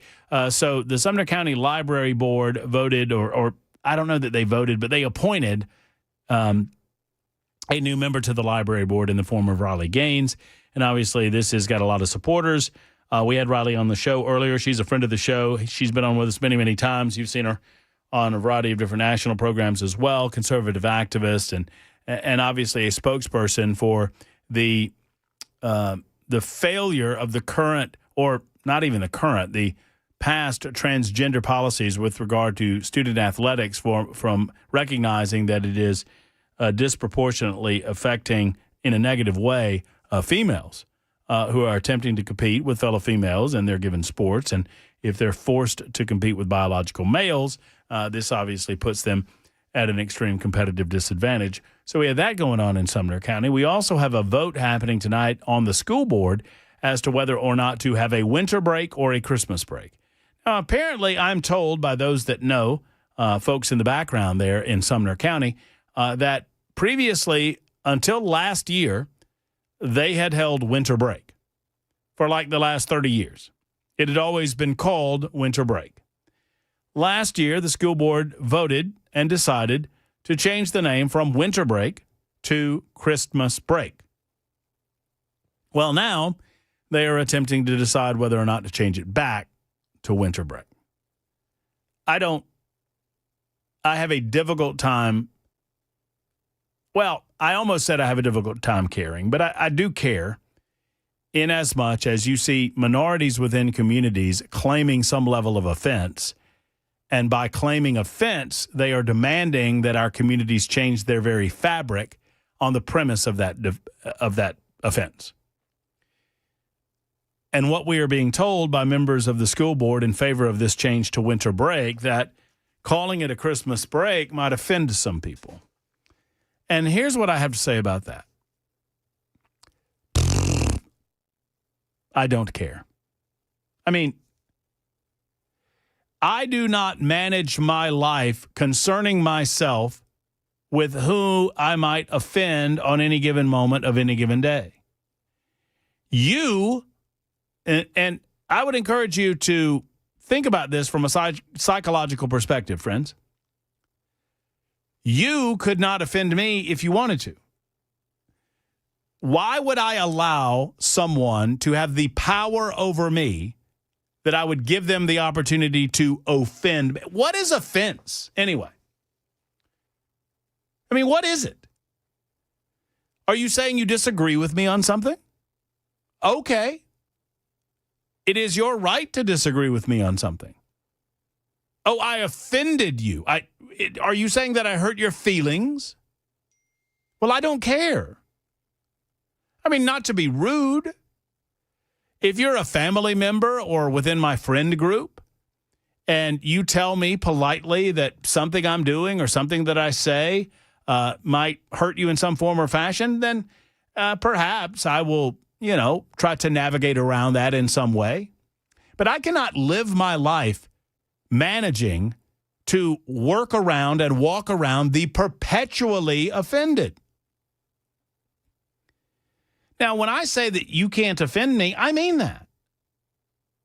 I would not. Why in the world would you give someone else the power to impact and affect you in that way? Now, that doesn't mean that you have to associate with that person. That doesn't mean that you have to hang out with that person.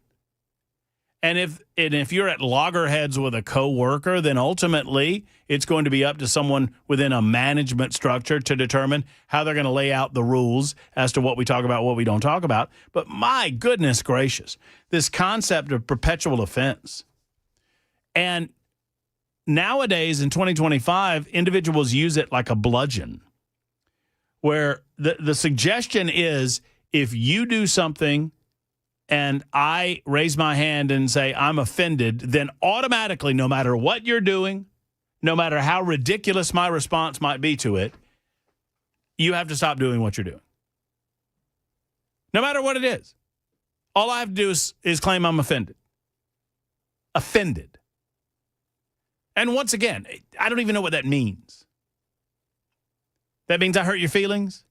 Your delicate feelings? Does it mean that you disagree with me? So I don't give others the power to offend me. I just don't. Because your position on an issue or your thoughts on something in no way impact my life and certainly in no way affect my position on the same issue. And I would expect that you would have the ability to articulate your position if we're talking about an ideological issue or whatnot. I would expect that you would have the ability to articulate your position on the matter and let your feelings be known, and I'll let my feelings be known, and we go about our merry ways. Oh, I said merry. I've probably offended someone because that's the first word in Merry Christmas. I've also said this, because we went through for years, we went through the elimination of Christmas in our daily lives, and there was a lot of frustration. It almost became like an annual story during the holiday season that someone would say, oh, I walked into so-and-so and that person said happy holidays. Well, I would probably instruct, if I were a secular-based business and I want anybody and everybody to come to my business, let's say I have a coffee shop and it's around the holiday season, and someone comes in, I would probably instruct my employees to say happy holidays. And if the person responded with Merry Christmas, I would instruct my employees to immediately follow up with a Merry Christmas or a Happy Hanukkah or a whatever they're celebrating. Hell, we'll even throw in a Happy Kwanzaa for those 14 of you that celebrate. I don't think it's a very big holiday. Oh, did I offend someone? See what I did there? So stop with this entire offense nonsense. Oh, they might be offended. Offended from what? Offended from the recognition that the majority of people in the United States of America believe in Jesus Christ? That a majority of the people in this country believe that Christ died on the cross for our sins and that he, and I understand, I'm not trying to get into like the technical details of when he was born. We celebrate the birth of Jesus Christ on December 25th. And being a Christian nation, we have celebrated the birth of Christ for years during that period of time, so much so that we give individuals time off for said celebration. It is by its very nature a religious holiday, but we don't discriminate against those non-believers in as much as you get the day off too. What more do you want? What more do you want? Right? No. You know, if I wanted to be a real ass, I could say, okay, all of you believers, raise your hand. Hey, you're getting Christmas off. All you non-believers, 8 o'clock comes early, better get to bed, you know, or whatever. I mean, believers and non-believers alike are allowed the time off to spend with family or friends, or if you don't have any family or any friends, do whatever you want to do. But why in the world would I call it something that it's not? It's not a break to celebrate winter. It's a break to celebrate Christmas and the birth of Christ.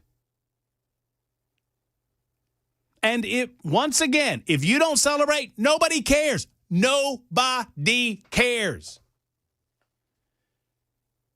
But the minuscule minority, even in places like Sumner County, have decided that they are going to demand that we change the language, as they often do, for what? So that they feel better about themselves? Feel better about what? Well, Matt, it's not inclusive. What do you mean it's not inclusive? Let me tell you this.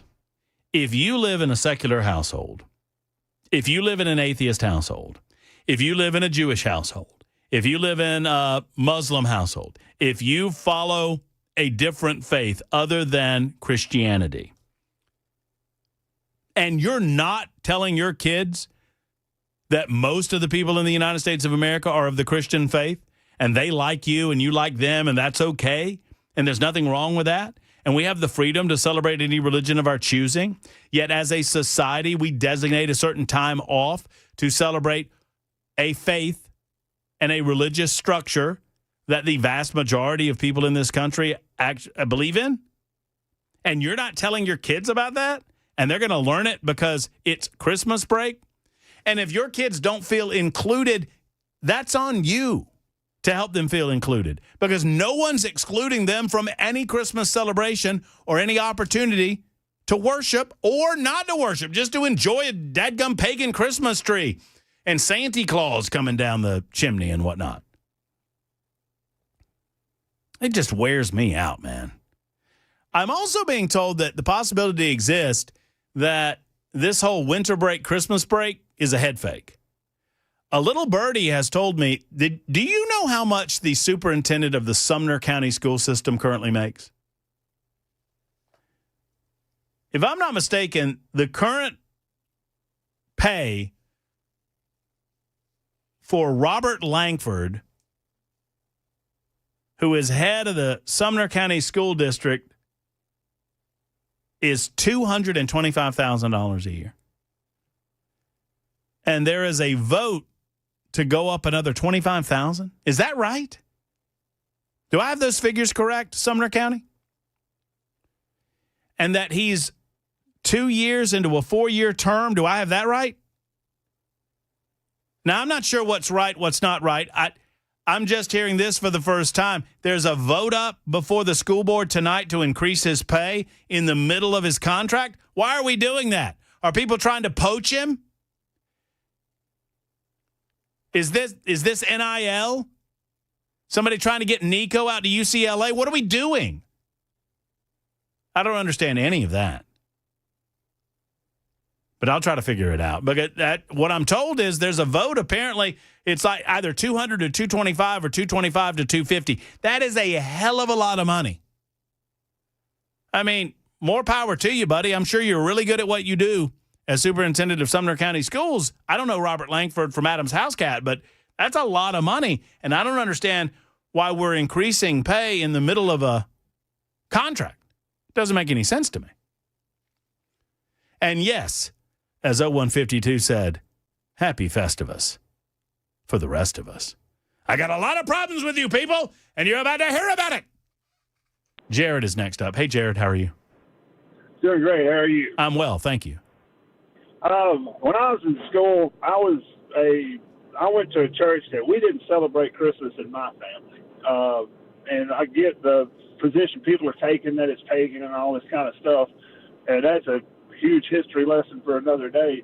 But when I did not care it did not bother me a bit. I was just glad I didn't have to listen to Miss Battleship for 2 weeks. That wasn't a real name, but I don't know. I think my biggest problem with all of it is that they're wasting valuable time on this topic when I know there's a lot bigger fish to fry.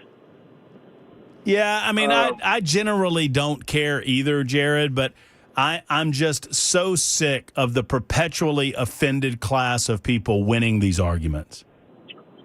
Oh, I agree. I agree totally.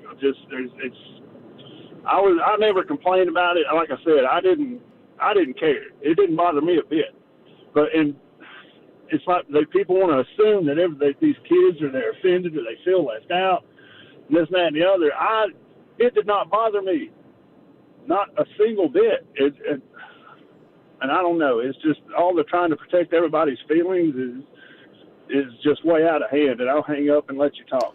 Thank you. I mean, I appreciate the conversation and I appreciate the sentiment. We'll get to Jeff and Robert in just a moment. Your calls as well at 615-737-9986. Largely the kids, they are not affected or impacted by any of this. It has been my experience that more often than not, when something like this comes up in a school, the parents are the ones that are offended. The parents are the ones that are pushing the buttons. The parents are the ones that are suggesting that their children are somehow being excluded from this, that, or the other thing. And the kids don't care one bit.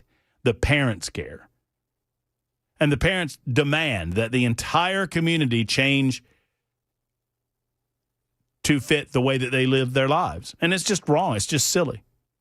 23 after the hour on Super Talk 99.7 WTN.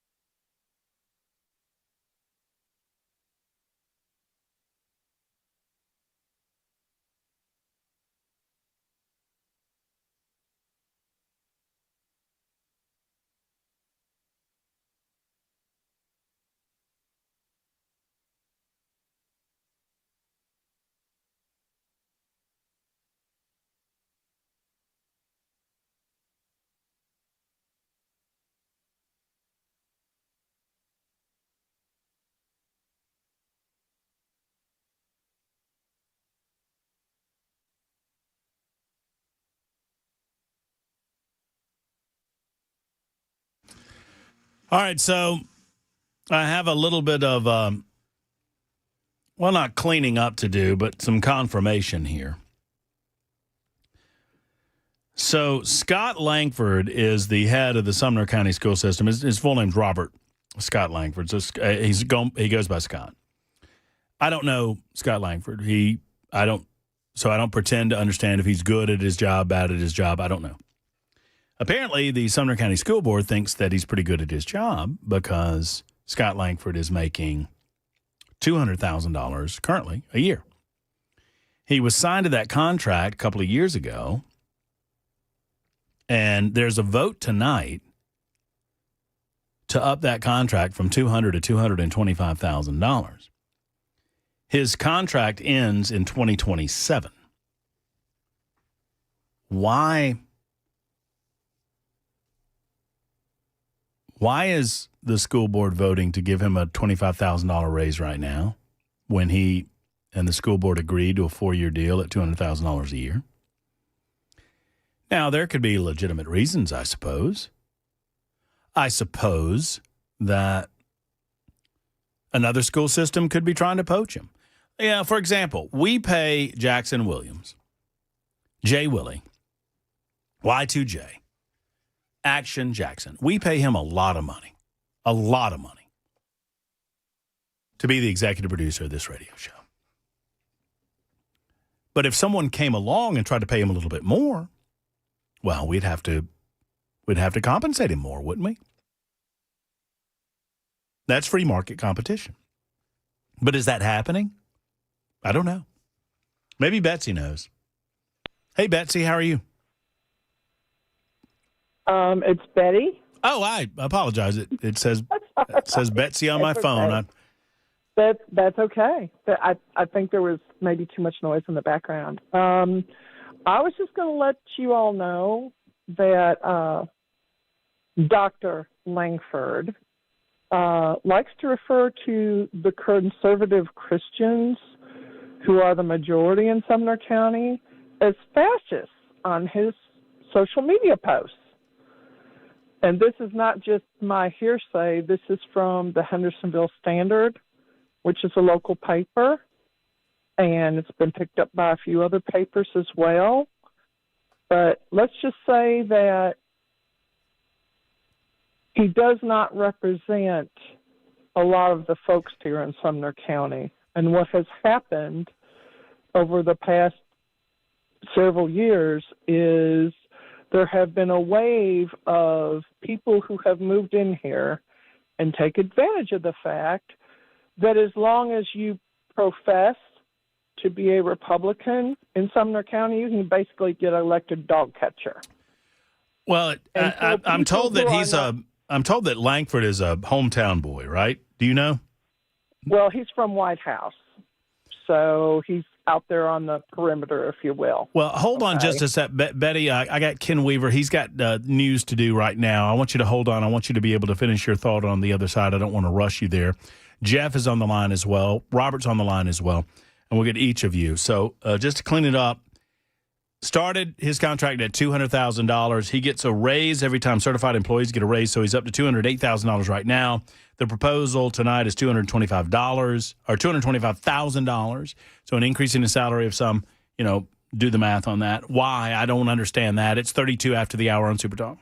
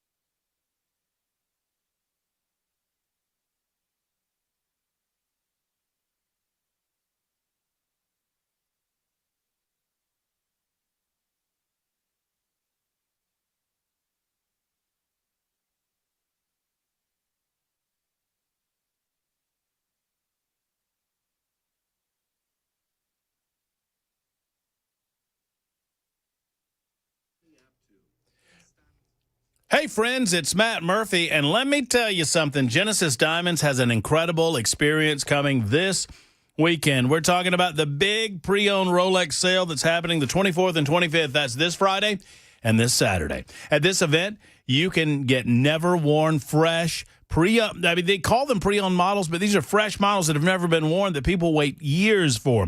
They're hosting this epic pre-owned luxury Rolex event featuring stunning selections of things like Submariners, Daytonas, Sky Dwellers, Pepsis, Batmans, and you Rolex aficionados know exactly the brands I'm talking about. Now, if you're already a Rolex owner and you're looking to upgrade, bring your old Rolex to trade or meet Genesis buyers on site to receive top dollar for your Rolex. See the largest selection of luxury pre-owned Rolex watches in the state of Tennessee, in the Southeast, possibly even the United States of America. Also, take advantage of special financing and get a pair of beautiful 4-carat lab-grown diamond stud earrings valued at $5,000 absolutely free. It's this Friday, this Saturday, and only at Genesis Diamonds. Your home for beautiful diamonds, your home for luxury pre-owned Rolexes. Green Hills and Cool Springs. See store for details while supplies last. It's this Friday and this Saturday at Genesis.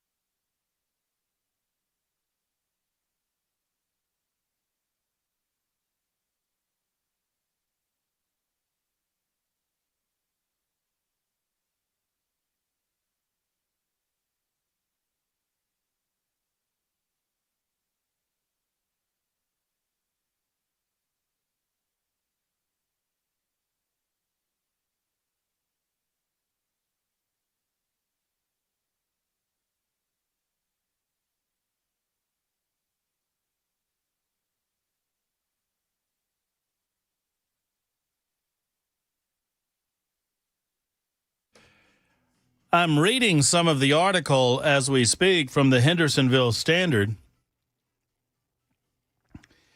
regarding my new BFF, the director of schools in Sumner County, the superintendent, Scott Langford. Of course, I'm saying that tongue in cheek. Apparently, Dr. Langford has frustrated a lot of folks up in the Sumner County area by referring to those with whom he disagrees as tyrants, radicals, anti-school, bottom feeders, and even fascist. That, according to an article by the unfortunately named Stephen King, who writes for the Hendersonville Standard. Betty was commenting on this, and I wanted you an opportunity to finish up, Betty. This seems odd. It seems odd that we would be offering, or Sumner County would be offering this fella a raise in the middle of his contract. Does that odd to you, Betty? It's odd. and I'll read you a quote from the Sumner County Schools about one of the responsibilities of the director of schools is to build strong relationships with family, staff, and community partners. I'm not sure that insulting a large majority of the families whose children attend those schools is really building a strong relationship. That would just be my comment about that. Mm-hmm. But what I was I need to correct something, because what I was referring to before is not that Dr. Langford is from out of town, but there has been a push of a lot of people coming in and claiming to be quote unquote Republicans or Christians or conservatives. And unfortunately, those who are not as well informed who vote, just if you run in that category in Sumner County, you can get elected as dog catcher. You know? Yes. They don't necessarily do the due diligence, if you get my drift. Yes. And so that's where those of us who really care about our community and don't want to see it go down the drain have a real fight on our hands right now. Well, well, thank you, Betty, for the telephone call. It just surprises me. And look, we highlight these things as they come to us, as they bubble up to the surface. Obviously, with a 100,000-watt radio station, with iHeart and TuneIn and Spotify and our own application and Talk TV all over the intraweb and all over the country and all over the globe, we don't often focus in on an individual county or an individual issue like this until and unless these issues kind of bubble up to the surface. And we want to highlight as many of them as we can, whether it's Sumner County or Rutherford County, Wilson County, Williamson County, I mean, wherever it might be.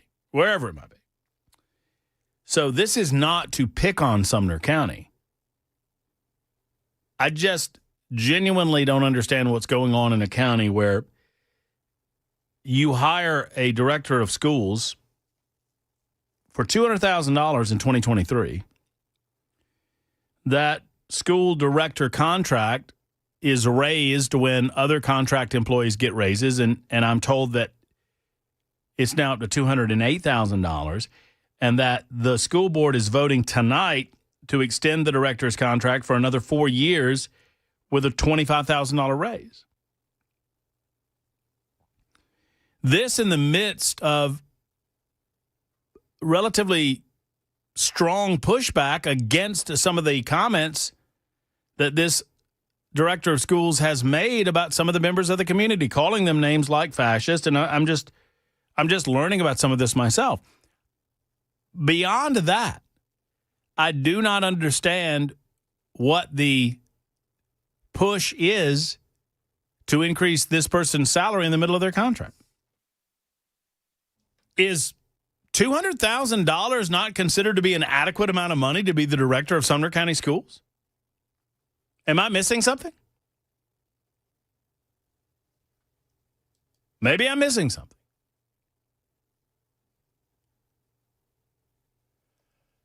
Jeff is next up. Hey, Jeff, how are you? I'm offended. Uh-oh. Oh, no. You know, there's only one thing in this world that offends me, Matt, and that's people who get offended. So what are we going to do about that? Well, I guess we need to stop all of those offended people from being offended because Jeff is offended.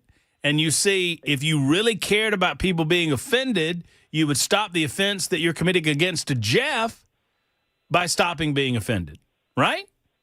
Exactly right. That's what I think. But now let me make you offended because on this superintendent, someone needs to look into and see how many sick days he gets per year. Because usually, if it works like it did here in Indiana in my little school, which was really bad, we had an interim superintendent in a small school making over, this has been several years ago now, but was making over $100,000 a year. He only had a 3-year contract. But since he didn't have any sick days, they gave him over 300 sick days. And at the end of yes. And that's how they hide the money. Yeah, because they have to pay it out at the end. At the end, yes. So he could have took the last year off and never had to do anything. That's ridiculous. So looking to see how many sick days this guy's got in his contract that he's going to get paid at the end of his term, and I bet it's unreal. Look into that. I will, Jeff. Thank you, and I hope that you find your way clear of being offended about all of those offended people. And I hope the offended people recognize the offense that they're causing to the offended class that is Jeff. Robert is next up on Christmas. Hey, Robert, how are you? I'm still here. I'm glad to hear that, Robert. Well, appreciate that. I'm going to preface this by saying that I am a man of faith, and I honestly couldn't care less either way which way it goes. However, I would like to play devil's advocate and say that it absolutely should be called winter break. Okay. For several reasons. Number one, we have spring break because it takes place during the spring. We have a summer break because it takes place during the summer. We have a fall break because it takes place during the fall, and we will have a winter break because it takes place during the winter. And what you choose to do on that break is really up to you, but it is technically not Christmas break, number one. Number two, it gets kind of annoying being a Christian myself. How I don't know what the best, how uppity Christians get when it comes to things like this, because historically, if you look back, Jesus was born in July. Christmas was a pagan holiday that they stole because they liked the way the tree looked and decided to celebrate the birth of Christ then.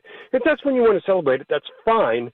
But to sit there and say that because we have chosen to celebrate this now, no one else gets to celebrate anything ever. Because, you have Kwanzaa, you have Hanukkah, you have the winter solstice. Those are all holidays that take place during that same time, and Christians will rake everybody over the coals if you dare say that you're going to celebrate something else because it is Christmas. Wait a minute. Hold on.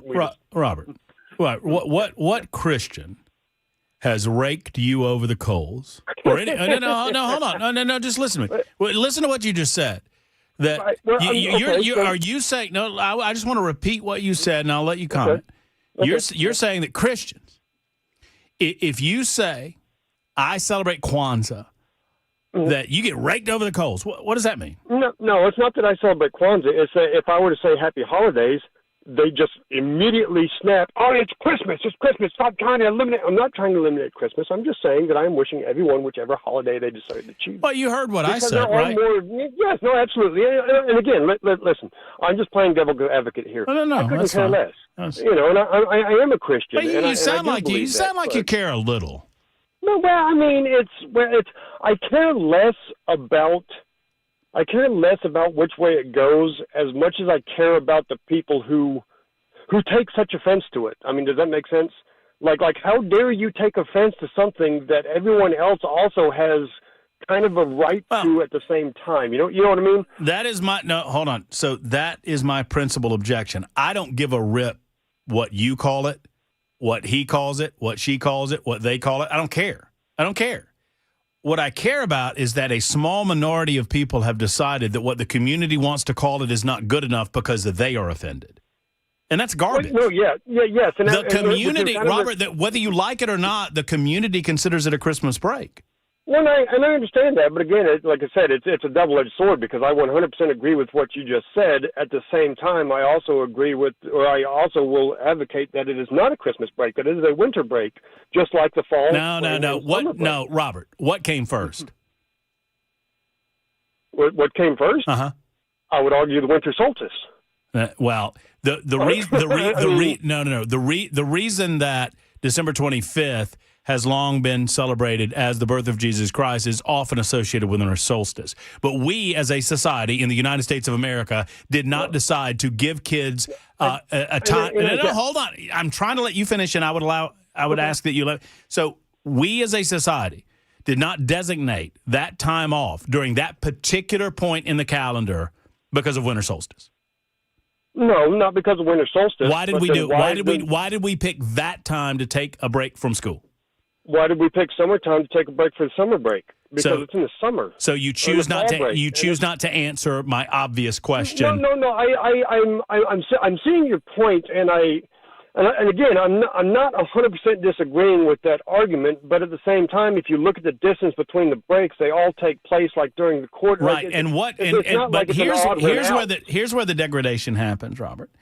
Because a small group of people demand that we stop calling it Christmas break, that we only call it winter. And those same people will not tell them to shut up. Those same people will not allow teachers in the public education system to have a Christmas tree in their classroom. Those same 100%. Here's my final argument. I will adamantly say that those people need to shut up because that is stupid. At the same time, that I would tell Christians, it is not that big a deal if someone says happy holidays or, I agree with you. I don't disagree with that. Both sides of the fence. I don't disagree with that. I've never been offended by happy holidays. Now, right. And that's where I stand on it. It says you don't want Christmas, that's fine. Don't celebrate Christmas, but I'm going to. And if I, don't want to celebrate Kwanzaa, then I'm not going to. Everybody just shut up and celebrate what you want to celebrate. Well, look, if somebody comes to me, if somebody says happy Kwanzaa, I'll say happy Kwanzaa right back. If somebody says Festivus for the rest of us, I'll say Festivus for the rest of us right back. But Robert, here's where I draw the line. If you say season's greetings to me, we're getting in a fight. No. If I say season's greetings, you can go ahead and slap me. I will give you permission on that one as well. Again, I'm with you. And final note. Yeah. How do I be a superintendent? I know, man. Right? That is insane. Like I work 100 times harder than that man does, and he makes 3 times as much as I do. Look, man, what is happening? As soon as Robert, I hesitate that I'm regretting mentioning it because as soon as I brought that up, Jackson Williams, since the time that I brought up that salary, he has been applying for superintendent positions all over the United States of America. And who would blame him? I'm going to Wyoming. I don't blame you. I bet in Cheyenne you can make at least half of what they're making in Sumner County, 53 after the hour, Super Talk 99.7 WTN.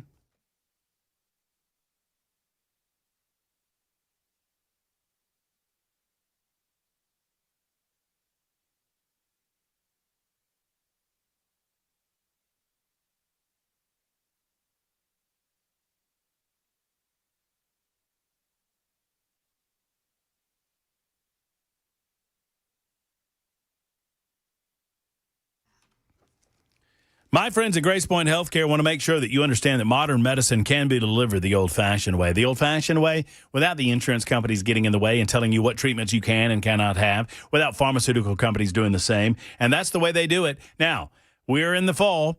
And in the fall and into the winter, it brings cold and flu season. I mentioned that I was a bit under the weather last week. Well, with cold and flu season comes delays in being able to get treatment. They don't believe in it at Grace Point. They don't want you to have to deal with it at Grace Point. That means that you can schedule an appointment with a physician when you're sick. Not 2 weeks from now, after you've already gotten over your illness. If you're sick, you can't afford to wait. That's why at Grace Point, you're usually seen the same or next day, even with brand new patients. That's what it's all about. Ask them about the Smart Care Plan. The basic Smart Care Plan runs $99 for adults, $79 for kids, and you can use your HSA to pay for that, and it covers all of your appointments plus basic labs and diagnostics. 599-6868 is the number. Write that down. Call that number. Schedule an appointment. 599-6868. Modern medicine. Deliver the old-fashioned way at Grace Point.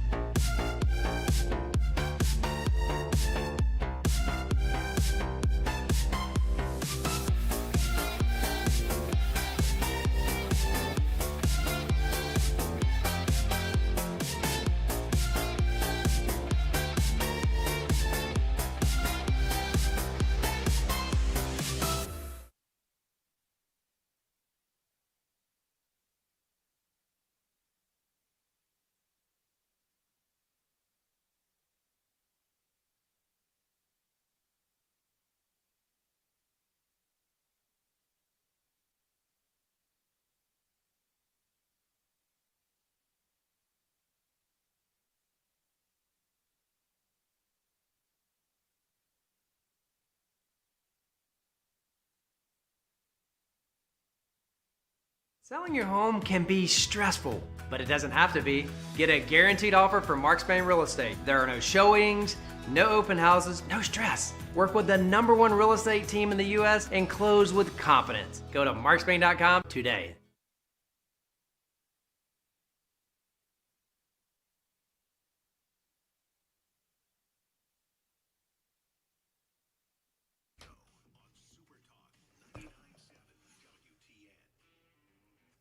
I'm from Wyoming. Y2J wouldn't make it up here. I don't know if I believe that or not. We'll be back tomorrow, friends. Until then, Mark Levin up next. Hug your loved one. So long, everybody.